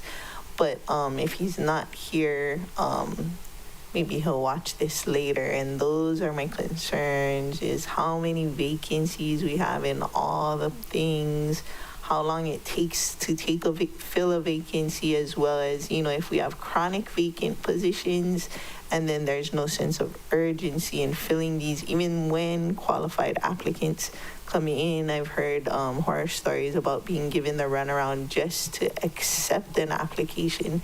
They've gotten a comparable job in the private sector before they could even get to the point where they turned in an application to somebody, because they had like this back and forth of what to do and things like that. And I think that we as the council, and maybe even the administration, in dealing with these vacancies that hamper our ability to better serve the community, need to better impress upon the Civil Service Commission that this is within their authority, and not point fingers, but empower them to take action to improve the situation. Thank you.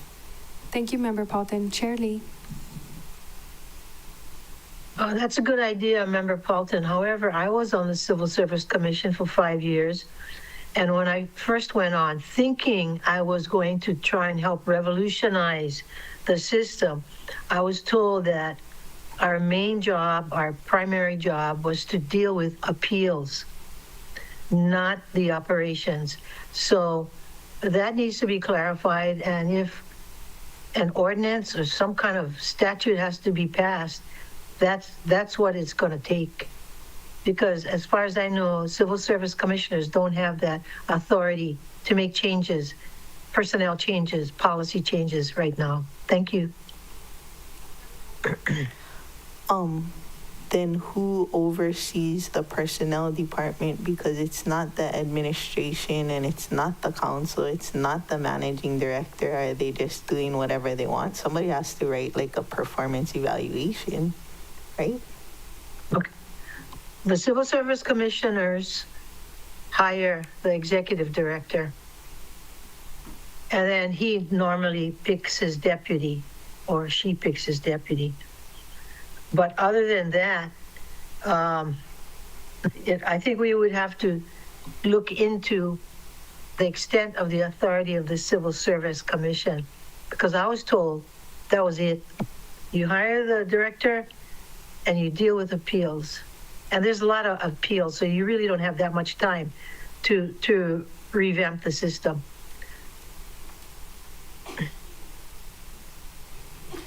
Thank you. Member Rollins Fernandez, followed by Member Sugimura. Hello, Chair. It sounds like maybe either someone misled Chair Lee when she was on the civil service, or they heard the feedback and then they amended the code. I'm looking on the website now, and it says appoints county personnel director, annually review and evaluate the performance of the director of personnel services, and submit a report to the mayor and the council. I don't know if we've been getting an annual report. So, does Corporation Council know anything about that? Please. Hello, okay. I believe the Civil Service Commission is in the process of doing the evaluation of the director, but it's not completed yet. And I believe then the council will be receiving a copy, and the mayor, I believe.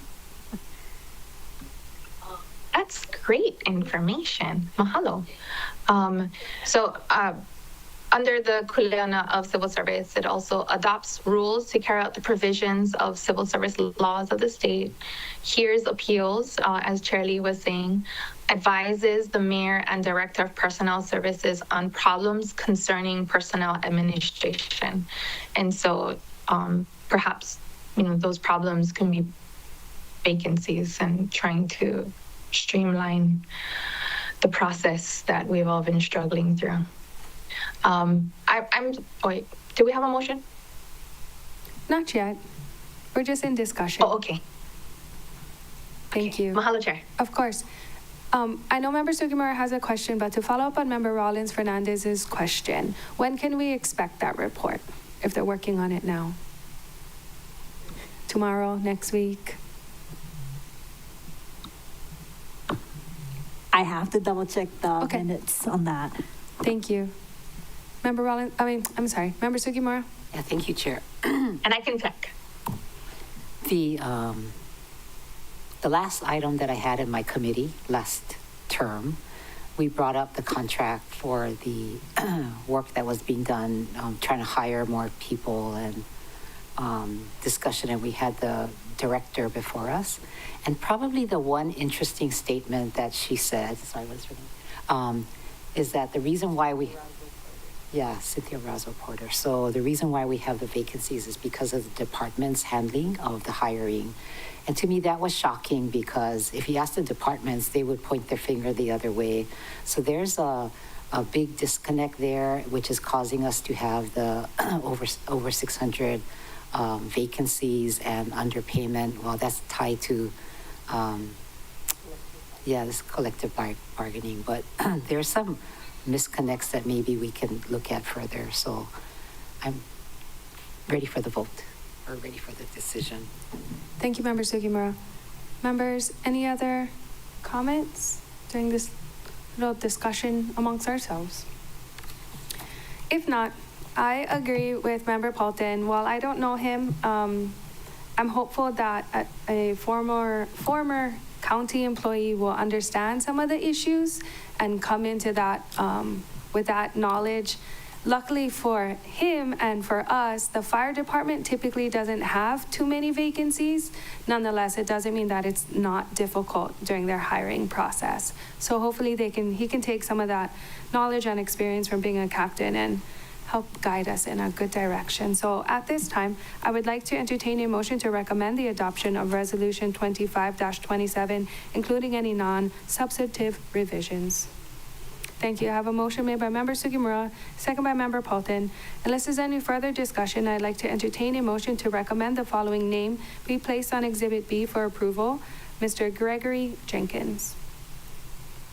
I have a motion made by Councilmember Sugimura, second by Member Paulton. Any further discussion? Seeing none, all those in favor, please raise your hand and say aye. Aye. Chair, that's 7 ayes, 0 noes to excuse Members Johnson and Kama. Motion carries. Thank you very much, members. Main motion as amended. All those in favor, please raise your hand and say aye again. Aye again. Chair, 7 ayes, 0 noes to excuse. Motion carries. Thank you very much, members. Let's move on to fire. Member Rollins Fernandez.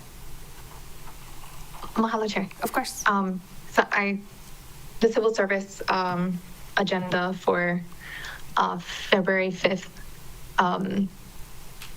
Ms. Murakami is the deputy corp counsel that actually staffs the civil service commission. And on their old business for February 5th, it said discuss performance evaluation timetable and procedure and the director of personnel services. That summary meeting minutes hasn't been published yet. So as far as the timetable goes, it's not online. So we'll just have to wait to hear back from Ms. Murakami. Mahalo, Chair. Thank you very much, Member Rollins Fernandez.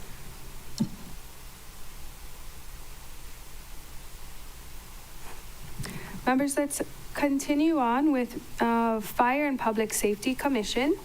As a reminder, we had previously interviewed Mr. John Tautau Pele and Miss Karen Miller Green was not able to make our meetings. I do have a graph to see if she responded or not. Give me 1 second. And her response was that she will not be attending this meeting. So, members, I don't know her, and I'm happy to discuss what you all might think. So, if you have any thoughts, please share. Member Paulton.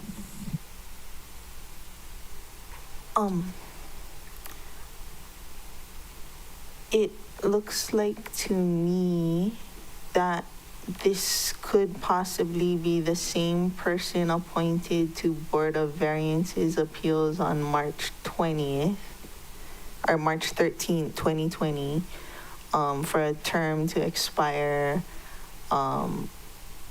March 31st, 2025, but it looks as though the individual did not fulfill the term. Is that what other people see?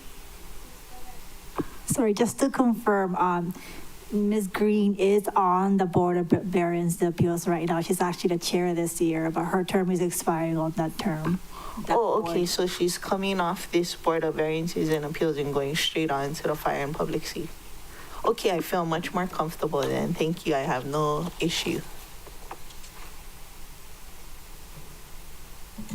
Members, does anybody else have anything they would like to add? When I was talking to Member Johnson, he did have a concern that maybe she wasn't a full-time resident, but after looking at her previous served boards, I would assume she would have to be. With variance as an appeal, she's currently the chair, and then she has previously served on the Na'i Planning Commission and the Na'i Community Plan Advisory Committee. If she does happen to watch this at a later date, one of my primary concerns, hopefully we can get around to in this term, is evacuation planning for the elderly and disabled. And if she can brainstorm and collaborate on those ideas, I think we've had a couple opportunities, and now we really need to get on it. Thank you, Member Paulton. Members, any other discussion? Okay. At this time, I would like to entertain a motion to recommend the adoption of Resolution 25-31, including any non-substantive revisions. Thank you. I have a motion made by Member Sugimura, second by Councilmember Cook. Is there any further discussion? If not, I would like to entertain a motion to recommend the names be placed on Exhibit B for approval, Mr. John Tautau Pele and Miss Karen Miller Green. I have a motion made by Member Cook, second by Member Sinensi. Any further discussion? Seeing none, all those in favor, please raise your hand and say aye. Aye. Chair, 7 ayes, 0 noes to excuse Members Johnson and Kama. Motion carries. Thank you very much, members. Main motion as amended, please raise your hand and say aye. Aye. Aye. Chair, 7 ayes, 0 noes to excuse. Motion carries. Thank you very much. Let's continue with liquor control. Mr. Edwin Misaki was not able to be with us today. We did get some favorable testimony, and he has included his extensive resume. So I would like to entertain any discussion our members might have. Do we have any discussion? Member Rollins Fernandez. Mahalo, Chair. I speak in full support of Mr. Misaki. He's served on multiple boards and commissions representing Molokai Voice.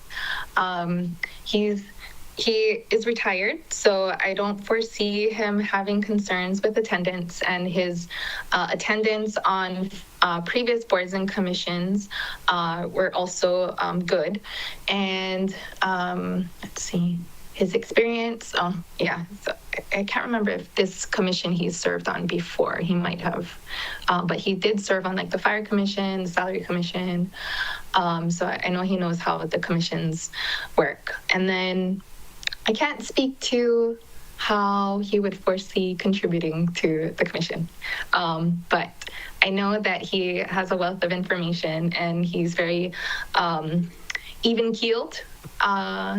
Unlike myself most of the time, and is very productive in his contributions. Mahalo, Chair. Thank you very much. I appreciate that. Members, any further discussion? Seeing none, at this time, I would like to entertain a motion to recommend the adoption of Resolution 25-34, including any non-substantive revisions. Thank you. I have a motion made by Councilmember Cook, second by Member Sugimura. Any further discussion?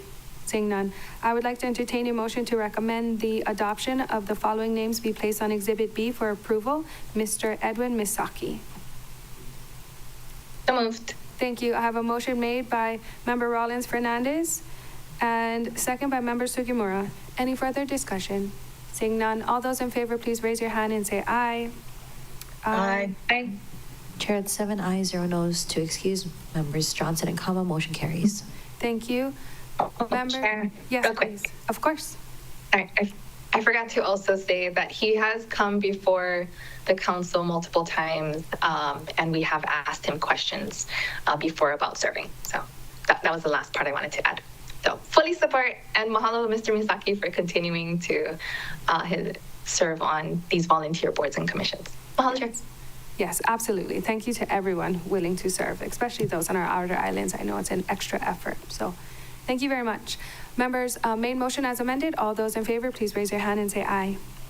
Aye. Aye. Aye. Chair, 7 ayes, 0 noes to excuse, motion carries. Thank you very much. Members, let's continue on with the Commission on Persons with Disabilities. We were able to interview the lovely Miss Chang. Unfortunately, we were not able to interview Miss Iguya. Am I saying her name correctly? I hope so. If not, I apologize. We do have her extensive resume. I know Member Johnson is not here. He does know her personally and speaks very highly of her.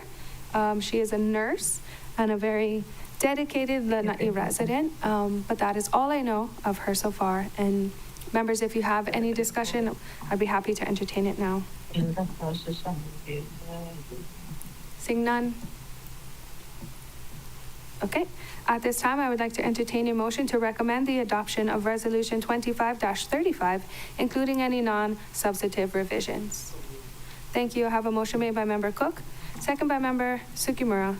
Any other discussion? Seeing none, I'd like to place the following names on Exhibit B, Ms. Chang and Ms. Iguya, for approval. So moved. Thank you. I have a motion made by Member Cook and a second by Kiani Rollins Fernandez. Member Rollins Fernandez. Any further discussion? Seeing none, all those in favor, please raise your hand and say aye. Aye. Aye. Chair, 7 ayes, 0 noes to excuse members Johnson and Kama, motion carries. Thank you very much, members. Main motion as amended, please raise your hand and say aye. Aye. Aye. Chair, 7 ayes, 0 noes to excuse, motion carries. Thank you very much. Let's continue with Cultural Resources Commission, please. Okay, we were able, as a reminder, to interview Miss Milken. Unfortunately, hold on, sorry, 1 second. Mom duties, making sure my kids make it home safe. Okay. We were not able to interview Mrs. Maulo Pearson. I would like to advocate on her behalf. She is a reappointee, so she's familiar with what they do and can make it to the meetings, I'm sure, since she's been on it for a while and has decided to put her name in the hat for reconsideration. So, Member Senensi. I concur, Chair, in support. Thank you. Any other comments? Seeing none. At this time, I would like to entertain a motion to recommend adoption of Resolution 25-36, including any non-substantive revisions. I have a motion made by Member Sugimura and a second by Member Paulton. Any further discussion? Seeing none, at this time, I'd like to entertain A motion to recommend the following names be placed on Exhibit B for approval: Mrs. Maulo Pearson and Miss Milliken. I have a motion made by Member Senancy. Second, I have a second by Member Paulton. I have a discussion when it's Please approved. continue to discuss. Okay, I am concerned about Miss Milliken, length of residency and cultural knowledge, but also that the Cultural Resource Commission is so short-handed that they are not making quorum for a lot of meetings, and there's a whole historic district that hopes to get rebuilt. I feel that, her strengths in other areas are a plus. I do have a nominee for the Cultural Resources Commission that I feel will offset maybe the lack of knowledge in the culture and history section specific to Lahaina, because historic district permits need to go through the Cultural Resource Commission. And so I'm not advocating or soliciting a vote for my nominee, but if you do vote for them, then it'll balance it out, just saying. Thank you, Member Paulton. Any further comments? Who is this person? Wilmont Kahali. Member Rollins Fernandez, go ahead. Mahalo, Chair. Okay, sorry, I don't have CRC pulled through. So I understand that with the vacancies, one of the conservation CRC resources, that we need a resident of Molokai and a resident of Lanai. Okay, here. So there are 4 vacancies. One is a reappointment, Miss Maluo Pearson, and she did come before us when we initially appointed her, and so fully supportive of her appointment to continue. If we appoint Ms. Milliken, she is West Maui. If we appoint another West Maui resident, there will be 4 West Maui residents of the 9, which, as Member Paulton mentioned, that a lot of attention does need to go onto Lahaina. So I'm supportive of that, but also so there would be 4 West Maui residents, 2 Central Maui, Wailuku Kahului, and then 2 Makawao Pukalani. And then there would just be 1 vacancy left. I think I did the math right. So then it would be, there isn't anyone from Hana either. So I think, okay. So I'm bringing that information, and I'm going to process that information for myself for a little bit. But I'm just, with the knowing that we're also going to be considering nominees from the council, or I guess applicants from the council. No, Charlie is shaking her head. I don't think that's the process. I don't think we get to submit our suggestions. We do have a few No, that the are memo. within the council purview. The one that came to us. Mm-hmm. If the mayor missed the deadline, then it came. Yeah, we were emailed a list of seats that the council has an opportunity to fill, and that's one of them, and that's what Member Paulton's talking about. Yep. And the deadline is today. So if I vote for Miss Milliken, I couldn't vote for Mr. Kahayali'i. Unfortunately, yeah. Would you like to make an amendment? Yes, please. Okay. Does anybody else have any other discussion before Member Paulton's amendment? Double, triple checking online. Go ahead, Member Paulton. In light of the information, I'd like to move Miss Milligan to the Exhibit C because I think that it would be really critical to have somebody that, I mean, not discounting the people here, but Mr. Kahayali'i has a wealth of all kinds of knowledge, and I would love to be able to put his name forward. Second. Thank you. 1 second, Chair Lee. I have a motion on the floor to amend the amendment, which would move Mrs. Milliken to Exhibit C for disapproval and keep Kumu Kahulu on Exhibit B. Chair Lee, did you have discussion? Okay, I had a long discussion with David Rotz the other day about this very thing.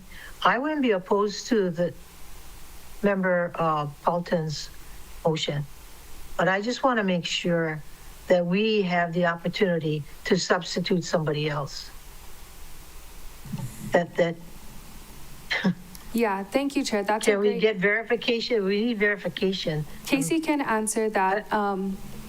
The secretary for this committee emailed everyone on Monday, giving us 11, which I guess should have been 12, because variance, the BVA is also one of them. So there's 12 seats that right now they're in the council's purview. It includes the Animal Control Board, Kula Park, Kula Agricultural Park Committee, Lanai Planning Commission, Lanai Planning Commission, Liquor Control Adjudication, Liquor Control, Maui County Resources, which is this one, Maui Planning Commission, Police Commission, UDRB, as well as the BVA. So there are a few seats that are within our purview at this moment. And UDRB Okay, also so has these 3 11 to 12 seats, these 11 to 12 seats were essentially missed by the INB and the mayor. Yes, they were.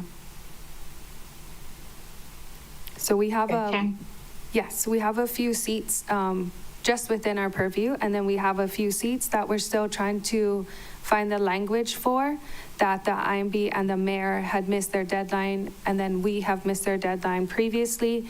So there's just several, I guess, like different variations of why we have certain vacancies, but thank you. Member Rollins Fernandez, please go ahead. Mahalo, Chair. So, Chair Lee, if you go on to the Granicus item for today, meeting materials, and you go to Granicus item 23, and you look on page 20 of that document. Page 20 is the CRC composition of the 9 seats. There are 4 vacancies, and then it says on there, number 1, vacant, mayor did not submit a nominee. 2, vacant, the nominee is Ms. Milliken. 3 is a reappointment of Ms. Maluo Pearson. And then 4 is just vacant. So we only have, the council has the opportunity to make a recommend or appoint someone for that 1 seat where mayor did not submit a nominee by that deadline. We're not replacing Ms. Milliken with our own nomination. We are disapproving 1 and then approving 1, and then we can take up the 1 seat, and then there's 1 more vacancy that we don't have the authority to make a recommend or appoint. That is still within the mayor's authority to nominate, or the INB, not sure, one of those, but not us, not council.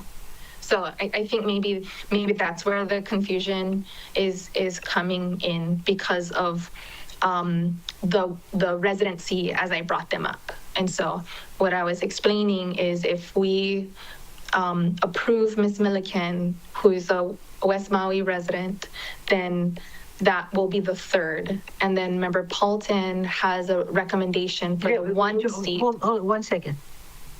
Ms. Milliken her name was submitted by the mayor or the INB? The IMB, then the mayor to us.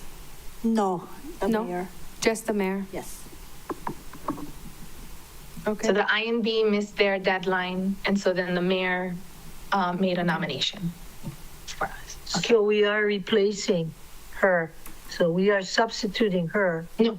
For our, We would disapprove her, and that has Yeah, okay. nothing to do with the Okay. other seat. Oh, okay, no. It's just that she was nominated by the mayor, and we are disapproving her and putting in our own nominee. in a separate seat that's vacant, not the same seat, in a separate seat that the mayor missed a nomination for. A separate seat, then why So would? there's four. Yeah. Okay, I don't want to belabor this because, it's not that important to me, but I just wanted to check on the process because this seems to be a very convoluted process and somehow we're going to have to fix it. Somehow. So I wanted to speak in support of the motion. Please do. Chair Uhadens, that I think the nominee that would be a West Maui resident, we don't know if is going to be brought forth for our consideration. I would like to support that nominee. And I would also like to have a Molokai Lanai or Hana Molokai, of course, as the Molokai council member on there as well. And Ms. Milliken, mahalo to her for being with us and answering her questions. As I stated with an earlier nominee, that just because a person isn't a voting member of a board or commission doesn't prevent them from participating and providing expertise and contributing to the discussion via testimony or even being asked to serve as a resource person for the CRC. So it doesn't prevent them from still helping and providing information. Mahalo, Chair. Thank you, Member Rollins Fernandez. Did anybody else have any other discussion? I do too. I'll be honest, I was a bit hesitant to support Ms. Milliken originally. I appreciate her willingness to serve. I would have loved somebody with a little bit more years on this island to serve on a board called Maui County Cultural Resource Commission. I do appreciate her love for building restoration, and I don't disagree with Member Rollins Fernandez that she can absolutely be a resource for us. I would like to also see, as Member Rollins Fernandez pointed out, somebody from Lanai and somebody from Molokai and somebody from maybe even Hana or somebody with a little bit more years under their belt. This is David, are you watching the wait, program? can you mute her for a second? We got you, Chair. So I'm going to also be supporting this amendment, and thank you. Members, any other discussion? I guess we're going to have, do we need a roll call? No? Anybody need a roll call? Okay. All those in favor of Member Paulton, her amendment to put, to keep rather, I'm What? sorry. Oh, can we? Wait, 1 second. Okay. Sorry. Thank you. To keep Kumu Kahulu on Exhibit B and to move Miss Milken to Exhibit C. Just as a reminder, that's what we're voting on. So all those in favor, please raise your hand and say aye. Aye. Aye. Chair, 7 ayes, 0 noes to excuse members Johnson and Kama.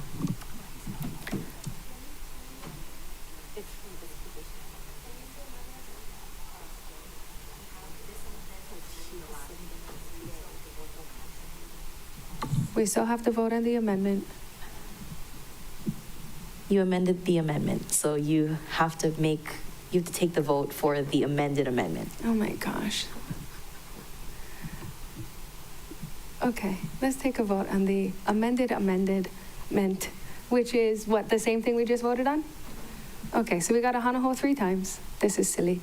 Okay, all those in favor of the amended amendment, please raise your hand and say aye. Aye. Chair, 7 ayes, 0 noes to excuse members Johnson and Kama. Motion carries. Thank you. And in case we didn't hear you the first 2 times, please raise your hand and say aye again. Aye. As main motion as amended. Chair, 7 ayes, 0 noes to excused. Thank you very much. Thank you for that, Casey. All right, moving on. We are now on real property tax. Ms.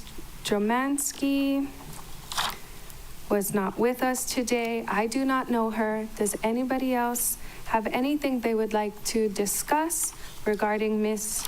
Dromansky? Member Paulton. I don't know Miss Germansky. I don't know how long she's lived here.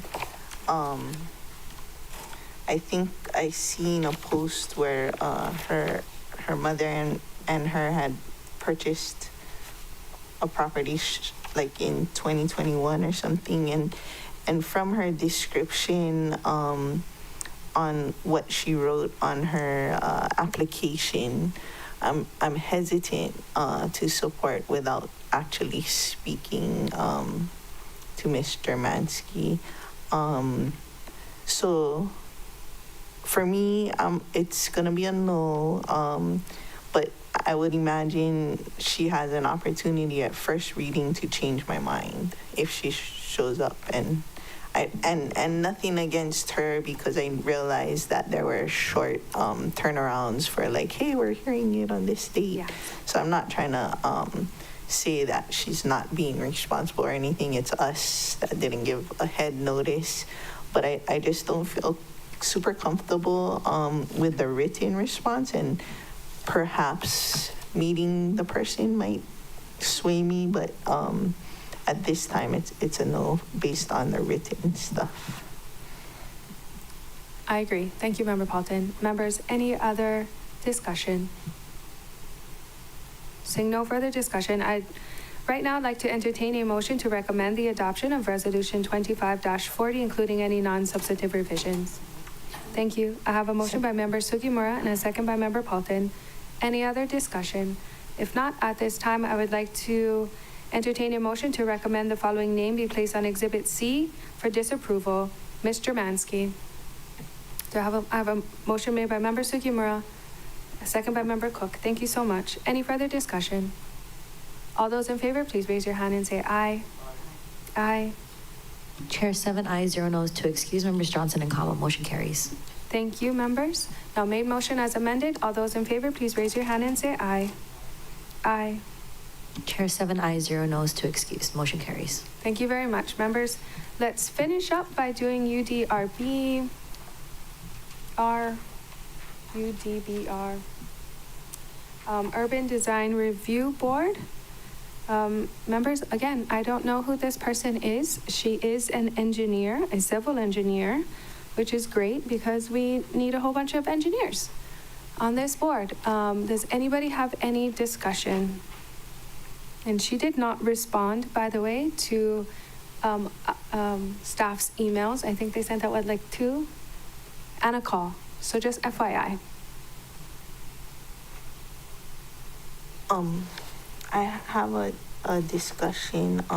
Please go ahead, Member Paulton. From either Corp Counsel or I guess if anyone is watching, did the administration, is this a INB nomination? Yes. Okay, so they actually saw a physical person. Yes, they interviewed her. And then the mayor chose from that. And did the mayor speak to them, individual, or not the mayor, but somebody from the administration speak to the person and say that the candidate was moving forward?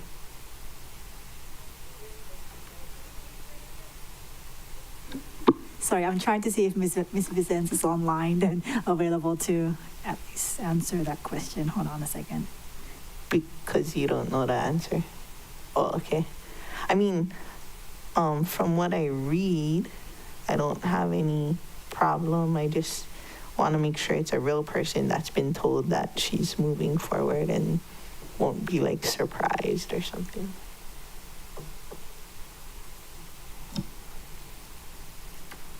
Member Sugimura, did you have anything you wanted to add? Oh, okay. Well, I just want to say that she did select either planning commission or this. It was her selection. Yeah. We just don't know. We haven't just met her. Yeah. She did have a 5-question and answer that she gave us as an addendum to her application. Yeah, I'm supportive from what I read. I just want to make sure that she's aware that she's moving forward. Not that like gets to the meeting to show up and she's like, what? Right. I do have a comment about that later on. Not her in particular, but other ones. Sorry. Yeah, to sorry. interrupt. Please go Ms. ahead. Vicens just confirmed that yes, she's still interested. She confirmed with the nominee. You sure? Nah. Okay, I got no problems. Okay. Same here. Does anybody else have anything to add? Seeing none, at this time, I'd like to entertain a motion to recommend adoption of Resolution 25-42, including any non-substantive revisions. So move. I have a motion made by Member Sugimura. Do I have a second? Second by Member Paulton. Any further discussion? Seeing none, I'd like to entertain a motion to recommend the following names be placed on Exhibit B for approval. Ms. Dindinger. Do I have thank you. Have a motion made by Member Sugimura, second by Member Paulton. Any further discussion? Seeing none, all those in favor, please raise your hand and say aye. Aye. Chair, 7 ayes, 0 noes to excuse Members Johnson and Kama. Motion carries. Thank you. Members, motion as amended, please raise your hand and say aye. Aye. 7 ayes, 0 noes to excuse. Motion carries. Thank you very much. Members, before I adjourn, I would like to ask either Corp Counsel or state for the record for admin that my office does receive a few calls from the previously, I guess, appointed nominees saying that they either haven't received a packet for them to fill out and or take the oath. And we try to direct them into who we might find helpful. But I wanted to, 1, give you a heads up with that because we really need people to serve. And 2, how long can the people we waited, or rather nominated officially today, appointed today, how long are they going to be able to wait before they can start serving, besides obviously when the position officially becomes vacant? When will you guys send them the packet and then give them the onboarding and oath? I'll check with the mayor's office regarding that and get back to you on that. Thank you very much. I would appreciate that. Member Paulton. Thank you. I have a request of a point of information, and it's not a big deal, but like the way that we operate moving forward, could we have everybody fill out the same application form? Because I don't know if it's legal. Some guys fill out one application form that has certain information, and then other guys fill out another application form that doesn't have the same information on the other application form. I'm no lawyer, but it doesn't seem equitable or equal or fair or whatever you want to call it. Yeah, I will also check in with that. I know Ms. Vicens was trying to have them use the new forms, and if there were old forms that was being used, that she was asking them to update their information using the new form. So I'll double check with them and remind them again. Yeah, that would be great if it's like one standard form with the same information for everybody. But I mean, it's not a big deal, but let's not continue. Thank you. Member Sugimura. Yeah. So speaking of Ms. Vicens, did the mayor's office find a replacement for her? I don't It's kind of believe- important. Yeah, right? I don't believe they did just yet. I think Chief of Staff / Energy Commissioner is also / Boards and Commissions liaison. Cynthia Lalo. / OED. / OAD. That's Lots a of lot. slashes. Yeah. That becomes ineffective, you know? Too much for one person. Chair, I had a question. Please. Early on, I think Member Paulton had mentioned that the way the charter was written, that because there were no replacements, that it has to stay vacant until, so is there anything else that can occur in between that time? Yes, thank you for asking. That's been a big conversation, and I will let her answer. Thank you so much for bringing that up. Our office is working on an ordinance that would fill in those gaps, so you wouldn't have to wait till the expiration date. Wow. That was part of, at the end of last term, when we were downstairs, we had that conversation. I know that OCS staff and Corp Council have been going back and forth and trying to find a solution on what kind of language we might need to fill those vacancies. And I think it hasn't been easy, I think, finding a solution that makes sense for everyone. But we will get that to you folks sooner than later, as well as working with the cost of government to figure out how we can make the boards and commissions make the most sense and be the most efficient for everyone. So we are working on all the things. Very good. Thank you. Member Paulton. Unlikely that we'll get that before budget though, huh? The Ordinance legislation. on how to fill the vacancies. That's a great question. Can we have it before budget? Hopefully, she says. You think we'll like it, what you guys are drafting?